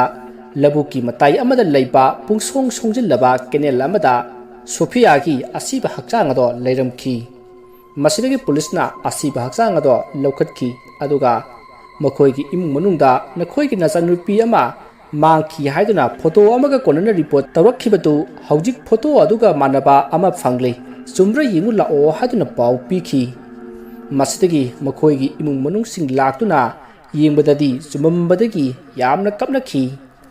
ꯃꯁꯤꯗꯒꯤ ꯌꯨꯝꯗ ꯄꯨꯗꯨꯅ ꯁꯣꯐꯤꯌꯥꯒꯤ ꯃꯊꯧ ꯃꯉꯝ ꯄꯥꯡꯊꯣꯛꯈꯤ ꯅꯨꯃꯤꯠ ꯑꯗꯨꯗ ꯁꯩꯇꯕꯥꯟꯒꯤ ꯀꯥꯡꯕꯨ ꯑꯗꯨꯒ ꯊꯥꯔꯒ ꯄꯨꯟꯅ ꯃꯈꯣꯏ ꯇꯔꯨꯛ ꯄꯣꯠꯂꯣꯏꯈꯤ ꯅꯨꯃꯤꯠ ꯑꯗꯨꯒꯤ ꯅꯨꯃꯤꯗꯥꯡꯅꯤ ꯅꯣꯡꯌꯥꯏꯗꯨ ꯃꯥꯡꯒꯣꯟꯗ ꯐꯝꯂꯒ ꯊꯕꯛꯁꯤꯡ ꯑꯗꯣ ꯄꯥꯡꯊꯣꯛꯈꯤꯕꯒꯤ ꯅꯦꯅꯥ ꯇꯥꯅ ꯂꯩꯔꯤ ꯃꯇꯝ ꯑꯗꯨꯗ ꯃꯈꯣꯏꯒꯤ ꯌꯦꯅꯈꯥꯗ ꯀꯅꯥꯒꯨꯝꯕ ꯑꯃ ꯂꯩꯕ ꯑꯗꯣ ꯅꯣꯡꯌꯥꯏꯅ ꯎꯈꯤ ꯃꯗꯨꯗ ꯅꯣꯡꯌꯥꯏꯅ ꯀꯔꯤꯅꯣꯅꯦ ꯁꯣꯐꯤꯌꯥꯒꯤ ꯊꯋꯥꯏ ꯑꯗꯨꯕꯨ ꯍꯧꯖꯤꯛꯁꯨ ꯑꯩꯒꯤ ꯏꯅꯥꯛꯇꯒꯤ ꯍꯟꯖꯤꯕ ꯖꯥꯠꯂꯅꯦ ꯑꯁꯨꯝꯅ ꯈꯟꯈꯤ ꯑꯁꯨꯝꯅ ꯈꯜꯂꯒ ꯃꯍꯥꯛ ꯏꯃꯨꯡꯗ ꯆꯪꯂꯛꯂꯤ ꯃꯊꯪꯒꯤ ꯅꯣꯡꯉꯥꯜꯂꯤ ꯅꯣꯡꯌꯥꯏꯗꯨ ꯑꯃꯥꯏꯕ ꯆꯤꯇꯟꯖꯤꯠꯅ ꯂꯩꯔꯤꯕ ꯍꯣꯁꯄꯤꯇꯥꯜ ꯑꯗꯨꯗ ꯂꯥꯛꯏ ꯑꯗꯨꯕꯨ ꯑꯃꯥꯏꯕ ꯆꯤꯇꯟꯖꯤꯠꯇꯤ ꯗꯤꯁꯆꯥꯔꯖ ꯇꯧꯈ꯭ꯔꯦ ꯍꯥꯏꯗꯨꯅ ꯂꯩꯔꯝꯗ꯭ꯔꯤ ꯃꯁꯤꯗꯒꯤ ꯅꯣꯡꯌꯥꯏꯅ ꯑꯃꯥꯏꯕ ꯆꯤꯇꯟꯖꯤꯠꯀꯤ ꯃꯌꯨꯝꯗ ꯑꯃꯨꯛ ꯂꯥꯛꯈꯤ ꯑꯗꯨꯒ ꯑꯃꯥꯏꯕ ꯆꯤꯇꯟꯖꯤꯠꯀ ꯎꯅꯈꯤ ꯏꯄꯨ ꯀꯔꯤꯅꯣ ꯁꯣꯐꯤꯌꯥꯒꯤ ꯍꯛꯆꯥꯡꯗꯨ ꯉꯔꯥꯡ ꯄꯣꯠꯂꯣꯏꯈ꯭ꯔꯦ ꯃꯥꯒꯤ ꯊꯋꯥꯏꯅ ꯄꯥꯡꯊꯣꯛꯅꯤꯡꯕ ꯄꯨꯝꯅꯃꯛ ꯄꯥꯡꯊꯣꯛꯂꯝꯂꯦ ꯑꯗꯨꯒ ꯉꯔꯥꯡ ꯅꯨꯡꯗꯥꯡꯁꯤ ꯑꯩꯒꯤ ꯏꯅꯥꯛꯇ ꯊꯋꯥꯏ ꯑꯃ ꯂꯥꯛꯑꯝꯃꯤ ꯃꯁꯤꯅ ꯀꯃꯥꯏꯅ ꯇꯧꯔꯤꯕꯅꯣ ꯏꯄꯨ ꯏꯕꯨꯡꯉꯣ ꯑꯩ ꯍꯥꯏꯒꯦ ꯃꯗꯨ ꯁꯣꯐꯤꯌꯥꯒꯤ ꯊꯋꯥꯏ ꯅꯠꯇꯦꯅꯦ ꯑꯩꯅ ꯅꯉꯣꯟꯗ ꯊꯥꯈꯤꯕ ꯈꯨꯠꯂꯥꯏ ꯑꯗꯨ ꯍꯟꯖꯤꯟꯗ꯭ꯔꯤ ꯑꯗꯨꯅꯅꯤꯅꯦ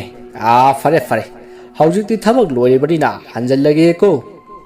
ꯑꯗꯨꯗꯤ ꯏꯄꯨ ꯉꯍꯥꯟ ꯑꯩꯅ ꯆꯐꯨ ꯂꯧꯊꯣꯛꯄ ꯅꯨꯃꯤꯠꯇ ꯑꯩꯒꯤ ꯒꯥꯔꯤ ꯃꯅꯤꯡꯗ ꯇꯣꯡꯂꯛꯈꯤꯕ ꯑꯗꯨꯁꯨ ꯏꯄꯨꯒꯤ ꯈꯨꯠꯂꯥꯏꯔꯣ ꯃꯥꯅꯦ ꯃꯥꯅꯦ ꯃꯥꯗꯤ ꯅꯪꯒ ꯑꯗꯨꯝ ꯂꯣꯏꯅꯔꯒ ꯂꯩꯔꯤꯕꯅꯤꯅꯦ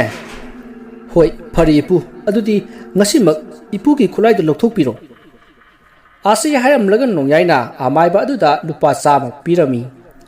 ꯅꯨꯃꯤꯠ ꯑꯗꯨꯗ ꯅꯣꯡꯌꯥꯏꯒꯤ ꯃꯇꯨꯡꯗ ꯒꯥꯔꯤ ꯃꯅꯤꯡꯗ ꯅꯞꯂꯛꯈꯤꯕ ꯑꯋꯥꯡꯕ ꯃꯨꯁꯤꯟ ꯃꯨꯕ ꯑꯗꯨꯁꯨ ꯅꯣꯡꯌꯥꯏꯅ ꯈꯪꯗꯨꯅ ꯂꯩꯔꯝꯂꯤ ꯑꯗꯨꯕꯨ ꯉꯁꯤꯗꯤ ꯊꯧꯔꯝ ꯄꯨꯝꯅꯃꯛ ꯂꯣꯏꯔꯕꯅꯤꯅ ꯃꯍꯥꯛ ꯍꯔꯥꯎ ꯅꯨꯡꯉꯥꯏꯅ ꯃꯌꯨꯝꯗ ꯍꯟꯈꯤ ꯋꯥꯔꯤ ꯑꯁꯤ ꯃꯇꯥꯡ ꯑꯁꯤꯗ ꯂꯣꯏꯖꯔꯤ ꯋꯥꯔꯤ ꯑꯁꯤꯗ ꯁꯣꯏꯈꯤꯕ ꯂꯥꯟꯈꯤꯕ ꯋꯥꯍꯩ ꯋꯥꯇꯥ ꯌꯥꯎꯔꯕꯁꯨ ꯇꯥꯕꯤꯔꯤꯕꯁꯤꯡꯅ ꯄꯨꯛꯆꯦꯜ ꯆꯥꯎꯅ ꯉꯥꯛꯄꯤꯒꯅꯤ ꯃꯌꯥꯝꯕꯨ ꯑꯔꯣꯏꯕꯗ ꯑꯃꯨꯛꯀ ꯍꯟꯅ ꯈꯨꯔꯨꯝꯖꯔꯤ